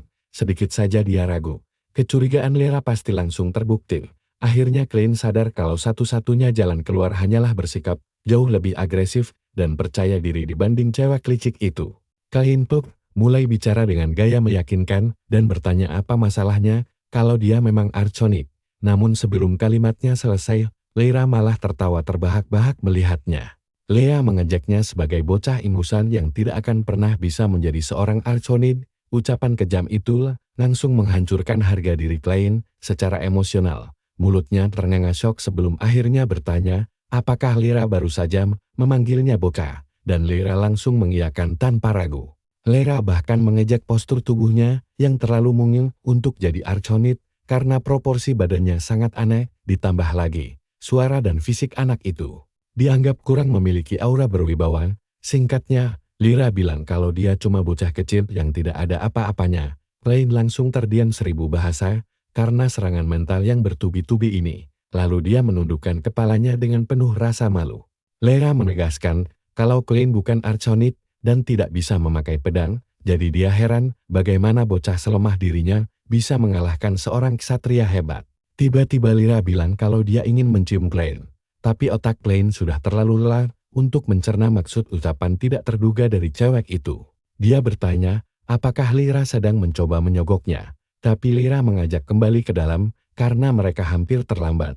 Tidak lama kemudian, Klein dan Lyra kembali masuk ke ruang rapat dalam hati. Klein mengaku kalau dirinya hanyalah putra kedua tidak berguna yang dikurung di biara selama 7 tahun. Dia sangat paham kenapa orang-orang tidak akan percaya kalau dia membunuh Dalton demi membela diri. Sang adipati masih asik bertanya kepada Lyra tentang obrolan mereka saat Klein tiba-tiba membuat kegaduhan dengan menghentakkan pedangnya ke lantai. Setelah semua mata tertuju padanya, dia mengarahkan ujung pedang ke ayah Dalton, yaitu Delkin. Klein berkata kalau dia ingin menyelesaikan masalah ini dengan cara orang utara. Gila Klein menuntut duel pengadilan dan membuat semua orang shock. Ini tradisi kuno utara, saat masalah tidak bisa diselesaikan secara baik-baik. Intinya tidak ada batasan senjata atau jurus yang boleh digunakan, dan hasil akhir pertarungan akan menjadi keputusan mutlak. Aturannya sangat sederhana, kedua pihak bertarung sampai habis, dan siapapun yang menang akan dianggap sebagai pihak yang benar. Delkin yang shock berat langsung bertanya kenapa Klein memilih cara ekstrem ini, namun Klein menjawab kalau dia punya 100 alasan untuk melakukannya. Klein mengingatkan Delkin bahwa meski ada bukti putranya yang mencoba membunuhnya duluan, Delkin tetap ingin memfitnahnya. Belum lagi hinaan kejam yang dilemparkan kepada dirinya dan ibunya. Padahal dalam hati, Klein sama sekali tidak peduli pada ibu palsu itu, karena identitas aslinya adalah Archimedes. Delkin mulai terbata-bata ketakutan. Membuat Klein mendesaknya untuk cepat mengambil keputusan, agar para bangsawan tidak bosan menunggu. Delkin melihat sekeliling dan sadar, kalau para bangsawan lain, justru sangat bersemangat melihat duel maut ini dimulai. Ayah Klein pun ikut angkat bicara, dan menegaskan, bahwa hasil akhir duel ini, bersifat mutlak. Dia menganggap semua bukti sebelumnya, hangus begitu saja. Mendengar hal itu, Delkin langsung tersenyum licik, karena menyadari celah keuntungan besar yang bisa dia manfaatkan.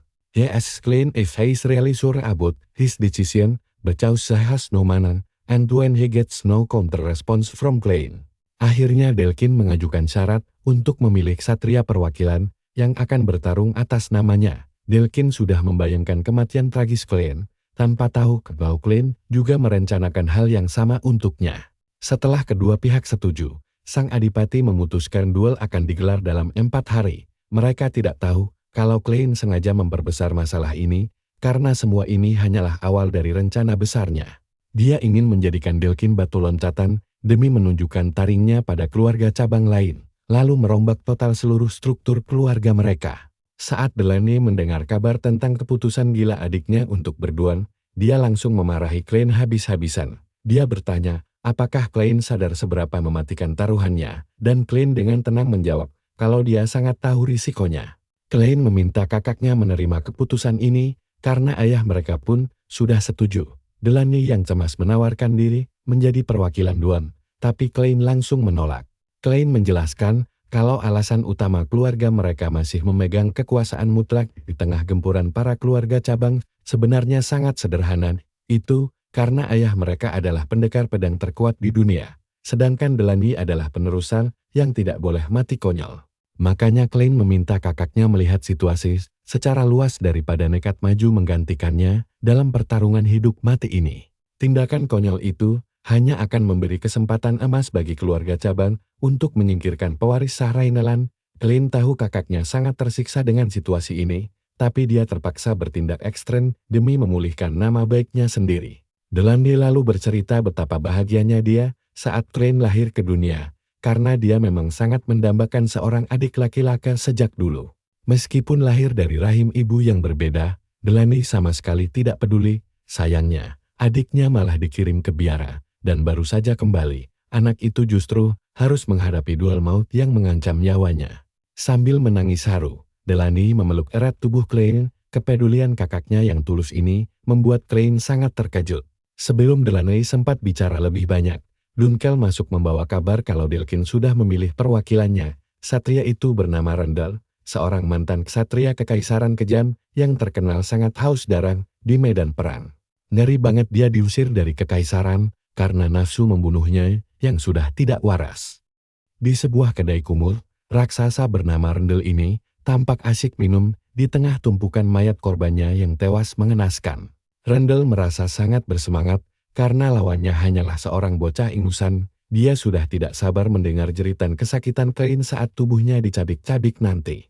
Di hari pertarungan tiba, Dunkel menyerahkan pedang khusus yang sudah disiapkan sebelumnya. Pedang palsu ini akan langsung hancur jika berbenturan dengan senjata bermana, dan Klein tampak sangat puas melihatnya. Dengan langkah mantap, Klein memasuki arena pertarungan, membuat semua penonton terkejut karena dia benar-benar berani datang. Bahkan Delkin, yang duduk bersama Heinkel di barisan kehormatan, juga heran melihat bocah itu mau maju bertanding langsung tanpa perwakilan. Dengan nada mengejek, Delkin bertanya kepada Heinkel apakah putranya akan baik-baik saja menghadapi Rendel, si ksatria jagal paling mengerikan dari kekaisaran. Delkin juga menyindir kenapa Heinkel tidak mengutus Delaney saja. Namun sang ayah memilih diam mengabaikan ocehan tidak berguna tersebut. Di tengah pasir arena, Klein celingukan mencari musuhnya saat sebuah tangan raksasa tiba-tiba menepuk pundaknya dari belakang. Ternyata itu Rendel, si monster Goliath yang langsung mencengkeram leher Klein sambil membisikkan ancaman keji tentang bagaimana dia akan mematahkan tulang lehernya. Terkejut karena tiba-tiba disentuh secara mendadak, Klein langsung melompat menjauh dengan cepat.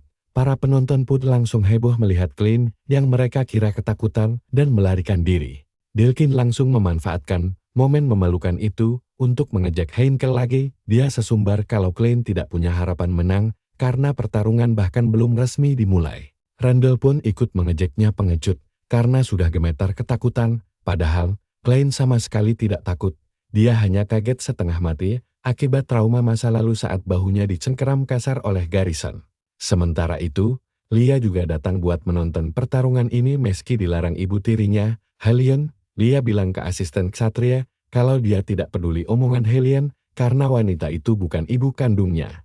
Dia juga harus memastikan sesuatu langsung dengan matanya sendiri. Di sisi lain, Klein malah teringat janji kuno ciuman dari Lia jika dia menang, hingga rasanya ingin muntah. Klein sudah memperingatkan Randall agar tidak menyentuhnya lagi. Tapi ksatria bebal itu mengabaikannya. Klein pun langsung melayangkan ejekan super pedas, menyebut wajahnya sangat jelek, sampai-sampai pihak kekaisaran membuangnya begitu saja. Ejekan ini benar-benar menusuk jiwa Randall, tapi dia mencoba tetap sok tanggul dan membalas kalau mulut kotor Klein itu justru membuat pertarungan ini semakin seru. Sadar kalau Randall tidak akan melepas jubahnya, Klein mulai melepas kancingnya. Tepat saat itu, Randall melayangkan pukulan dahsyat sampai membuat tanah di bawahnya hancur lebur. Tapi setelah debu menipis, Randall sadar dia cuma memegang jubah kosong. Sementara itu, para penonton malah bersorak heboh melihat betapa mengerikannya kekuatan fisik yang dimiliki raksasa itu. Begitu kepulan debu benar-benar hilang, barulah mereka melihat Klein berdiri santai di kejauhan, jauh dari jangkauan Randall. Dari bentrokan pertama tadi, kalian pasti tahu kalau Klein langsung sadar duel fisik secara frontal adalah ide yang sangat buruk. Menangkis serangan raksasa itu hanya akan membuat tubuhnya hancur lebur. Jadi sekarang dia benar-benar terus bertarung dengan sangat serius. Orang-orang yang menonton memang mengakui kalau Klein berhasil menghindar dengan sangat lincah. Tapi masalah utamanya adalah bagaimana caranya dia bisa menang melawan monster raksasa menakutkan seperti Randall. Delan yang mendengar bisikan mengerikan orang-orang kalau kakaknya bakal mati seketika merasa sangat ketakutan. Randall kembali bergerak cepat dengan menerjang maju. Namun Klein berhasil menghindar dengan mulus sebelum akhirnya mencabut pedang tajamnya dari sarung. Dia mengincar leher Randall, tapi raksasa itu dengan mudah menangkapnya layaknya mainan Lego, lalu membantingnya ke arah berlawanan. Hebatnya, Klein tetap tenang dan menjaga keseimbangan dengan mendarat di atas pedangnya. Belum sempat dia menghela napas, Randall sudah menerjang sambil mengayunkan pedang besarnya. Klein berhasil menahan serangan itu, tapi Randall malah mengejeknya dengan bilang, kalau berlari memutar tidak akan membuatnya menang. Randall terus memprovokasi Klein agar menggunakan kekuatan sihir hitamnya, menantang apakah dia bukan Arsamant yang agung. Mendengar hinaan itu, amarah Klein memuncak hingga energi iblis dalam dirinya mulai bocor keluar. Klein sangat murka. Merasakan aura mengerikan itu, Randall langsung melompat mundur ketakutan. Penonton pun heran kenapa jagoan mereka tiba-tiba mundur, namun mereka terlalu bodoh dan mengira Randall hanya sedang sengaja mengalah pada Klein. Padahal sebaliknya, Randall tahu betul kalau dia baru saja merasakan hawa membunuh yang sangat pekat mirip kekuatan Archaman menyelimuti tubuh Klein. Dalkan panik melihat jagoannya bertingkah aneh secara tiba-tiba. Tepat saat itu, Klein menenangkan Randall dengan menjamin kalau dia tidak akan menggunakan sihir hitam dalam duel ini. Sebagai keturunan Reindelan, Klein tahu betul kalau arena ini adalah tempat untuk membuktikan diri hanya lewat ilmu pedang saja. Jadi dia tidak butuh sihir hitam. Penonton pun mulai bersorak heboh meneriakkan namanya, mengubah seluruh atmosfer arena menjadi meriah. Kepercayaan diri Delcan seketika lenyap, membuat dia tidak bisa lagi duduk dengan tenang di kursinya. Kembali ke pertarungan, Randall menolak mempercayai apa yang dia rasakan dan menganggapnya cuma kebetulan semata, karena dia yakin tingkat stamina dan kekuatannya jauh berada di atas Klein. Selain itu, dia tahu kalau Klein sama sekali tidak memiliki aura. Randall pun memutuskan menggunakan seluruh pengetahuannya tentang ilmu pedang kekaisaran, yang kekuatannya terletak pada penggunaan mana secara brutal tanpa batas demi meningkatkan pernapasan otot, hingga aliran darahnya melampaui batas manusia biasa. Dengan aura yang meluap-luap di sekujur tubuhnya, Randall menerjang maju ke arah Klein dengan niat untuk menghabisinya sebelum pemuda itu sempat bereaksi tanpa ampun. Namun luar biasanya Klein masih bisa menghindari terjangan itu, lalu mulai mengikuti pergerakan Randall untuk mengamati teknik serta kapasitas mananya secara detail. Matanya berubah ungu saat membaca semua jalur pedang musuh, membuat Randall emosi karena tebasannya selalu meleset. Dia melepaskan aura luar biasa besar pada pedangnya dan mencoba menghancurkan Klein hingga tidak tersisa. Tebasan pedang itu menghantam tanah dengan sangat keras hingga menciptakan kawah besar. Namun setelah asapnya menghilang, dia terkejut karena Klein sudah lenyap dari pandangan.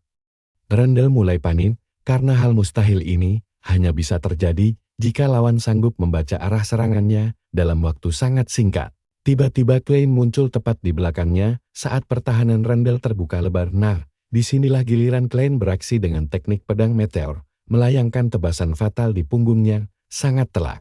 Semua penonton termasuk Dylan langsung mengenali jurus legendaris tersebut, dan fakta kalau Klein bisa menguasainya membuat mereka benar-benar terkejut setengah mati. Randall berteriak kesakitan sambil heran, bagaimana Klein bisa melakukan itu tanpa mana. Sementara Lia yang menonton dengan serius langsung tersipu marah merona saking tidak percayanya melihat kehebatan Klein.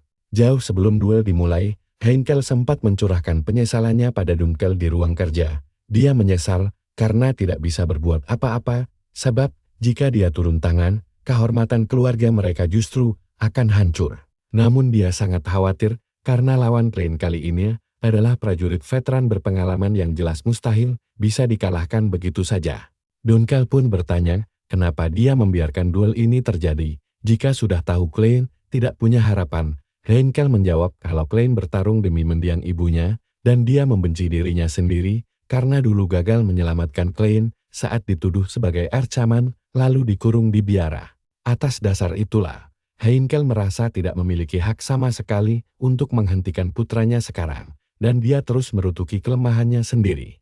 Tapi Dunkel menenangkannya, dan meminta sang duke tidak cemas, karena Klein bukanlah tipe orang yang mau bertarung tanpa rencana matang untuk menang. Dan sekarang setelah melihat putranya beraksi secara langsung, sang duke benar-benar dibuat tercengang karena ucapan Dunkel terbukti nyata. Bicara soal keluarga Rhineland, mereka memang biasa menekan penggunaan mana hingga titik paling minimum agar bisa bertahan hidup di padang salju membeku tempat tinggal mereka. Berbeda dengan ilmu pedang kekaisaran milik Randall yang seperti predator yang langsung menekan lawan lewat luapan mana besar, teknik Rhineland justru didasarkan pada pengendalian diri yang sangat efisien. Mereka mengincar celah pertahanan lawan dengan mana seminimal mungkin, menghasilkan efisiensi teknik yang luar biasa maksimal. Inilah alasan kuat kenapa Klein tetap bisa menggunakan teknik andalan keluarganya meski dia tidak memiliki mana sedikit pun. Meski kekuatannya belum maksimal, Klein menegaskan pada Randall kalau itu sudah lebih dari cukup untuk menumbangkan sampah. Sepertinya, provokasi Klein ini membuat kemarahan Randall meledak hingga auranya menjadi liar, benar-benar menggila. Aura yang meluap dari tubuhnya begitu pekat hingga membuat semua orang di arena merinding ketakutan. Delchan pun menghela napas lega karena tahu Randall baru saja mengaktifkan jurus pamungkas berupa ledakan mana yang bisa langsung mengunci pergerakan lawan. Dengan mana liar yang membentuk sesosok singa raksasa, Randall langsung menerjang ke arah Klein untuk menebasnya berkeping-keping. Dylan sangat mencemaskan keselamatan kakaknya saat melihat monster raksasa itu menerjang maju. Dia berteriak memperingatkan Klein untuk waspada, tapi Klein sama sekali tidak bergeming dan langsung mengangkat pedang begitu serangan Randall hampir mengenai tubuhnya. Tapi karena pedang itu memang rapuh, senjata tersebut langsung hancur berkeping-keping. Randall tertawa puas melihatnya, namun tawanya seketika terhenti saat melihat Klein justru melompat maju ke arahnya, sambil tersenyum lebar. Sambil tersenyum tipis, Klein membisikkan kalau senjata untuk menghabisinya kini sudah benar-benar siap, layaknya seekor elang raksasa di langit yang siap memangsa. Teknik pedang Klein langsung membungkam wujud singa mana milik Randall. Tanpa disadari lawan, pedang pendek milik Klein langsung meluncur cepat menebas tangan kanan Randall hingga buntung, bersih sekali. Potongan tangan itu melayang di udara dengan darah yang bercucuran, dan begitu menyentuh tanah, Heinkel langsung menghentikan duel tersebut. Sang duke menyatakan pertarungan telah selesai, membuat para penonton di arena melongo tidak percaya. Meskipun teknik andalan keluarga mereka memang bisa digunakan tanpa mana melimpar, Dunkel tetap merasa kagum karena Klein mampu mengeksekusi semua gerakan itu dengan sangat presisi dan tanpa celah. Terlebih lagi, Dunkel menyadari kalau Klein sengaja memancing Randall menghancurkan pedangnya agar dia bisa melancarkan serangan kejutan dari jarak sedekat mungkin. Meskipun mereka semua enggan mempercayainya, Dunkel sangat sadar bahwa tidak ada satupun orang yang bisa membantah kemenangan mutlak bagi klan ini. Randall memegangi lengannya yang terluka parah sambil terus menjerit kesakitan karena darahnya mengucur deras. Dia langsung tersungkur ke tanah layaknya bocah kecil, berguling-guling seperti habis disengat tawon raksasa. Tim medis langsung berhamburan masuk ke arena untuk merapal sihir penyembul pada lengan Randall yang buntung. Lalu dengan santainya Klein bertanya, apakah tangan yang putus itu masih bisa disambung lagi? Para tabib angkat tangan, mustahil disambung lagi. Jadi mereka terpaksa membuatkan tangan palsu nanti. Klein pun agak kecewa karena sihir penyembuhan 200 tahun ini tidak berkembang sama sekali. Tepat setelah itu, ayahnya Klein melangkah mendekat dan bertanya bagaimana putranya bisa tetap tenang setelah melihat potongan tangan manusia. Detik itu juga Klein baru tersadar kalau dia seharusnya berakting ketakutan setengah mati. Mengingat identitasnya sekarang bukan lagi sang Arkamon yang legendaris. Dia sempat bingung apakah harus pura-pura gemetaran saat Dilkin tiba-tiba masuk ke arena sambil marah-marah tidak terima.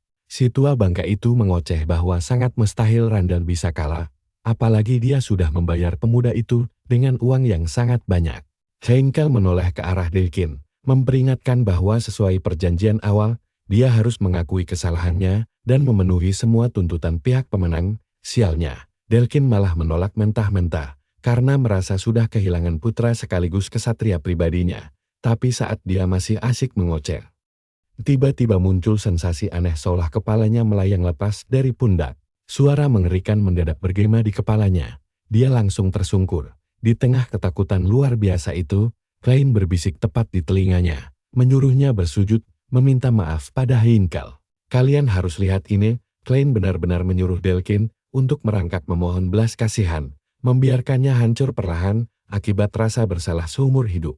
Saat ini, yang bisa dirasakan Dilkin hanyalah tekanan aura Arkamon yang sangat melumpuhkan mentalnya, hingga dia menangis terseduh-seduh. Sambil bersujud gemetar, dia akhirnya mengakui kesalahannya dan membeberkan rencana liciknya yang sempat ingin melenyapkan Klein. Usut punya usut, Klein bisa dengan mudah mengontrol Dilkin, karena dia menggunakan sihir suara kematian, sebuah teknik kuno yang aslinya berfungsi untuk memanggil arwah orang-orang yang sudah meninggal dunia. Namun jika digunakan pada orang hidup, efeknya akan memicu rasa takut luar biasa yang tidak ada tandingannya. Dilkin terus-terusan merengek minta maaf sambil membongkar seluruh boroknya sendiri, karena pikirannya sudah mulai agak tidak waras akibat ulah Klein. Keluarga cabang lain melongo heran. Pemimpin mereka hancur tak berdaya, melihat Dilkin yang akhirnya pasrah mengakui dosanya. Klein langsung memanfaatkan momen emas ini. Dia ingin memanfaatkan momen ini untuk menegaskan eksistensinya, sekaligus merapikan kembali tatanan keluarga mereka yang kacau. Klein berseru lantang menarik perhatian semua orang, menyatakan bahwa dirinya adalah putra sah dari Adipati Agung Claire Rodalches, sekaligus putra kedua dari kesatria terkuat, Heinkel Rhineland. Dia sengaja melantangkan namanya, agar mereka semua tahu bahwa dinasti keluarga mereka akan segera menghadapi gelombang perubahan baru yang sangat besar. Sementara itu, Garrison mendobrak masuk ke dalam kuil tempat Kardinal Morlocks sedang berdoa. Dia segera melapor bahwa target yang sedang dia awasi baru saja diserang oleh seorang necromancer. Namun dengan santainya Morlock menjawab bahwa dia tidak perlu cemas, karena semua itu sudah masuk dalam rencana besar mereka, sebab orang tersebut dikirim lewat kerja sama rahasia antara Ordo Suci dan pihak kekaisaran. Morlock menjelaskan bahwa para necromancer adalah sosok yang membawa ketakutan murni. Intinya, saat monster-monster itu meneror masyarakat, orang-orang yang ketakutan pada akhirnya akan dipaksa untuk kembali memohon pertolongan Tuhan. Morlock berkata berkat kekacauan ini, umat akan kembali ke kuil. Nah, selagi dia asyik membual omong kosong, tangan Garrison langsung mencengkeram kuat lehernya. Garrison benar-benar murka melihat seorang pelayan kuil suci justru malah ikut bermain politik kotor dan berkompromi dengan kekuatan jahat. Cengkeramannya semakin mengerat, kepala Morlock hancur seketika. Tepat setelah itu, Uskup Agung Ordo Suci bernama Palamon El dengan jubah putihnya melangkah anggun memasuki area kuil. Sambil melompati tumpukan mayat pendeta yang dihabisi Garrison di sepanjang jalan masuk, dia menyindir bahwa Garrison tampaknya jauh lebih rajin membantai para pendeta ketimbang memburu necromancer. Garrison menatap Palamon dengan penuh amarah dan menuduh apakah semua kekacauan ini adalah ulahnya, yang langsung dibantah oleh sang uskup agung. Meski begitu, dia mengaku telah memberi isi untuk rencana tersebut dan memberitahu bahwa dia membawa informasi penting untuknya. Garrison langsung melesat kencang, pukulan maut dilepaskan demi mengincar kepalanya. Namun secara ajaib, Palamon langsung menghilang sebelum kepalan tangan besi itu sempat menyentuh selembar bajunya. Palamon muncul kembali tepat di belakang Garrison lalu dengan tenangnya melanjutkan ucapan bahwa sihir hitam biasanya selalu meninggalkan jejak khusus. Palamon mengeluarkan sebuah salib milik mendiang necromancer yang sebelumnya dibunuh oleh Garrison, mengklaim bahwa benda itu menyimpan sisa energi magis. Salah satunya adalah jejak reanimasi sebuah seni membangkitkan mayat hidup yang saat ini sedang gencar disempurnakan oleh pihak kekaisaran. Sedangkan jejak lainnya berupa formula kuno yang lebih berfokus memanipulasi jiwa ketimbang sekadar menggerakkan tubuh wadah kosong. Garrison langsung terkejut saat nama manipulasi jiwa disebut. Kalian sadar tidak Palamon baru saja membongkar rahasia fatal bahwa ada 2 necromancer aktif di sana. Palamon kemudian langsung menusuk ke inti masalah dengan memberitahu Garrison bahwa target yang diawasi sebenarnya adalah seorang necromancer. 7 hari berlalu sejak turnamen, Klein mengira bahwa pengumuman besarnya tempo hari akan membuat semua orang akhirnya menghormati dirinya. Namun kenyataannya, tubuh bocah 15 tahun yang dia tempati saat ini sangat sulit untuk diajak bekerja sama secara maksimal saat dia sedang sibuk membaca tumpukan buku di kamarnya. Aaron malah asik bermain boneka sambil mengunyah biskuit coklat kesukaannya di sana. Klein sangat kesal. Dia menyuruh Aaron bermain di kamar sendiri. Namun dengan polosnya gadis itu membalas kalau Klein juga sebenarnya sedang bermain. Klein mengomelinya sambil menunjuk buku tebal yang sedang dia baca. Namun Aaron berkilah bahwa novel fiksi itu sama saja dengan bermain game. Klein akhirnya memilih untuk mengalah dan tidak mau berdebat lagi karena ucapan gadis kecil itu memang ada benarnya juga. Sampul depannya memang terlihat seperti buku cerita biasa, namun bagian dalamnya berisi catatan rahasia tentang anatomi tubuh, sirkuit sihir, serta formasi mantra terlarang. Singkatnya, buku itu membahas detail tentang ilmu hitam nekromansi, dan tentu saja Klein punya alasan kuat untuk membacanya. Kondisi fisiknya terlalu lemah, dia cuma sanggup membangkitkan 11 prajurit kerangka hidup, dan meski kontrol sihirnya stabil, jumlah minim itu tidak akan cukup untuk menghadapi pertempuran jangka panjang. Terlebih lagi dia punya satu masalah besar bernama Garrison, sosok fanatik yang berniat melenyapkan setiap jejak sekecil apapun dari para necromancer. Klein sadar kalau Garrison sudah mulai mencurigainya, jadi dia harus segera menemukan cara memulihkan kekuatan aslinya sebelum pemburu itu datang mengetuk pintu rumahnya. Namun, yang jadi pertanyaan besar adalah bagaimana dia bisa melakukannya tanpa memicu kecurigaan dari orang-orang di kediamannya.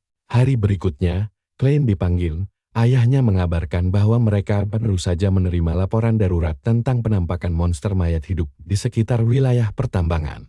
Tanpa membuang banyak waktu, Klein langsung menyetujui misi investigasi tersebut karena pertarungan nyata di lapangan adalah sarana riset paling ideal untuknya. Heinkel sempat merasa cemas karena kabarnya sudah ada korban jiwa berjatuhan. Namun Klein meyakinkan ayahnya bahwa semua akan baik-baik saja di tangannya. Rupanya semenjak duel hebat kemarin, ayahnya kini sudah mulai memandang kemampuannya, dan karena misi kali ini berhubungan erat dengan kasus mayat hidup, Klein sangat ingin memastikan apakah teror tambang ini ada sangkut pautnya dengan komplotan misterius yang sempat menyerangnya dulu. Apalagi ini kesempatan emas baginya untuk bebas menggunakan sihir hitam sepuasnya tanpa ada mata-mata yang mengawasi. Sayang sekali rencana indahnya mendadak hancur berantakan karena Heinkel justru mengutus Duncan untuk mengawalnya sepanjang misi berjalan. Saat mereka berkemah di tengah hutan pada malam hari, Klein memasak beberapa potong daging yang terlihat sangat lezat untuk menu makan malam. Alhasil, tugas berburu dan memasak sepenuhnya dibebankan kepada Klein karena Duncan yang seorang komandan kesatria hebat ternyata benar-benar agak payah dalam urusan dapur. Duncan merasa sangat bersalah sekaligus tidak berguna karena tidak bisa membantu apa-apa, tetapi Klein menyuruhnya santai saja dan segera menyantap hidangan hangat tersebut sambil menjanjikan porsi daging panggang tambahan lagi setelah ini. Sejujurnya Klein sendiri sama sekali tidak ambil pusing, karena dia sudah kenyang menghabiskan bertahun-tahun hidupnya kabur dari kejaran berbagai ordo kesatria kerajaan. Beberapa saat kemudian, Dunkel akhirnya mulai membuka suara tentang hal yang mengganjal di hatinya, mengatakan bahwa setiap kali memandang mata Klein, dia merasa pemuda itu memiliki jiwa yang sangat jauh berbeda dari remaja seusianya. Dunkel menambahkan bahwa melihat seluruh kemampuan luar biasa Klein belakangan ini, dia sempat curiga kalau majikannya ini adalah reinkarnasi dari penyihir agung terdahulu. Klein pun langsung memotong ucapannya dengan cepat. Dia memperingatkan Dunkel agar jangan pernah membahas hal ini di depan Garrison. Dunkel pun langsung mengiyakan karena dia tahu betul seberapa parah trauma yang dialami Klein akibat ulah kejam Garrison di masa lalu. Dunkel lalu menambahkan kalau Archmage itu iblis asli yang mengubah jutaan orang utara menjadi mayat hidup. Tiba-tiba hawa di sekitar mereka berubah dingin. Dunkel mengira itu cuma angin. Tapi Klein langsung memotong dengan suara super tegas dan melarangnya membahas topik itu lagi. Dunkel sampai merinding melihat aura mengerikan yang mendadak keluar dari tubuh Klein. Di tengah ketegangan itu, terdengar jeritan histeris dari arah desa. Mereka langsung berlari ke sana dan melihat warga sedang dikejar gerombolan mayat hidup. Tanpa basa-basi, Dunkel melompat dan menebas monster-monster itu dalam sekali tebasan. Satu lolos. Dunkel sempat panik takut Klein terluka, tapi ternyata anak itu sudah membereskannya dengan sangat mudah. Klein menyuruhnya fokus menyelamatkan warga saja. Dunkel pun langsung patuh, lalu bergegas membantai sisa-sisa mayat hidup itu sampai habis tanpa sisa. Setelah situasi aman, para warga berterima kasih dan bertanya siapa penyelamat mereka. Dengan bangga, Dunkel langsung memperkenalkan bahwa pemuda di depan mereka adalah putra kedua dari sang duke. Sambil Dunkel menanyai warga kapan monster-monster ini mulai muncul, Klein sibuk memeriksa jasad mayat hidup itu. Dia langsung menyadari kalau ini adalah sihir reanimasi tingkat tinggi yang sengaja dipakai untuk membangkitkan dan mengendalikan mayat. Persis ini teknik sihir hitam yang sama seperti milik penyerangnya di hutan kemarin. Salah satu warga bercerita kalau mayat hidup ini muncul sekitar 2 bulan lalu, tepat setelah keluarga Kong menutup akses ke area tambang. Sejak saat itu pula, banyak warga desa yang mendadak hilang misterius. Ngeri banget kan? Ternyata semua mayat hidup tadi adalah warga desa mereka sendiri. Klein pun sampai shock. Tiba-tiba, salah satu warga langsung mencengkeram bajunya dan bertanya apa dia benar-benar seorang Rhineland. Klein cuma bisa diam karena bingung dengan sikap histeris orang ini. Tapi pria itu malah makin kencang mengguncang bahunya sambil berteriak menuntut jawaban. Dunkel segera bertindak dan menarik pria itu menjauh. Sambil menangis histeris, pria itu berteriak kalau mereka sudah memohon bantuan selama 2 bulan, tapi tidak pernah ada satupun jawaban yang datang. Dia sangat marah karena keluarga bangsawan baru muncul sekarang dan malah sok bertanya kapan kekacauan ini dimulai. Dia berteriak kalau mayat yang baru Klein tebas tadi adalah ayahnya, yang dipaksa bekerja siang malam di tambang hanya untuk diubah menjadi monster. Pria itu menangis meraung-raung, bertanya kenapa rakyat kecil seperti mereka harus menderita begini. Kepedihan pria itu benar-benar menusuk hati Klein. Terlebih lagi, samar-samar Klein mulai mendengar suara arwah mayat hidup itu berbisik kepadanya. Klein langsung membentak pria yang histeris itu agar diam dan berhenti menyalahkannya atas nasib malang sang ayah betul. Bukan dia pelaku yang mengubah para warga menjadi mayat hidup mengerikan ini. Saat Dunkel sibuk menahan pria itu, Klein mendadak merapalkan sebuah mantra nekromansi kuno. Tiba-tiba, arwah-arwah warga mulai keluar dari jasad mereka. Setelah semuanya berkumpul, roh-roh itu berbisik langsung ke arah Klein dengan bahasa rahasia yang hanya dipahami olehnya. Pria tadi terkejut setengah mati melihat arwah sang ayah tersenyum lembut ke arahnya dan bertanya-tanya apa yang sedang terjadi. Dunkel menjelaskan kalau fenomena luar biasa ini disebut resonansi jiwa, teknik legendaris dari 200 tahun lalu saat wabah utara untuk membebaskan jiwa yang mati. Seluruh warga desa terdiam melihat arwah orang-orang tercinta mereka terbang tenang menuju alam baka. Setelah momen emosional itu, mereka akhirnya bersedia menunjukkan jalan menuju tambang misterius kepada Klein dan Dunkel. Dalam perjalanan menuju tambang, Dunkel penasaran dan bertanya apa yang dikatakan para roh tadi. Namun, Klein hanya menjawab singkat kalau itu bukan apa-apa. Dia berdalih mereka hanya berterima kasih karena telah dibantu beristirahat dengan tenang, sekaligus memohon Agar dendam mereka dibalaskan, Dunkel terkejut mendengarnya, dan kecurigaan bahwa Klein adalah reinkarnasi dari Archman kembali terlintas di kepalanya. Dia juga ingat betul bagaimana reaksi aneh Klein saat nama Archman disebut.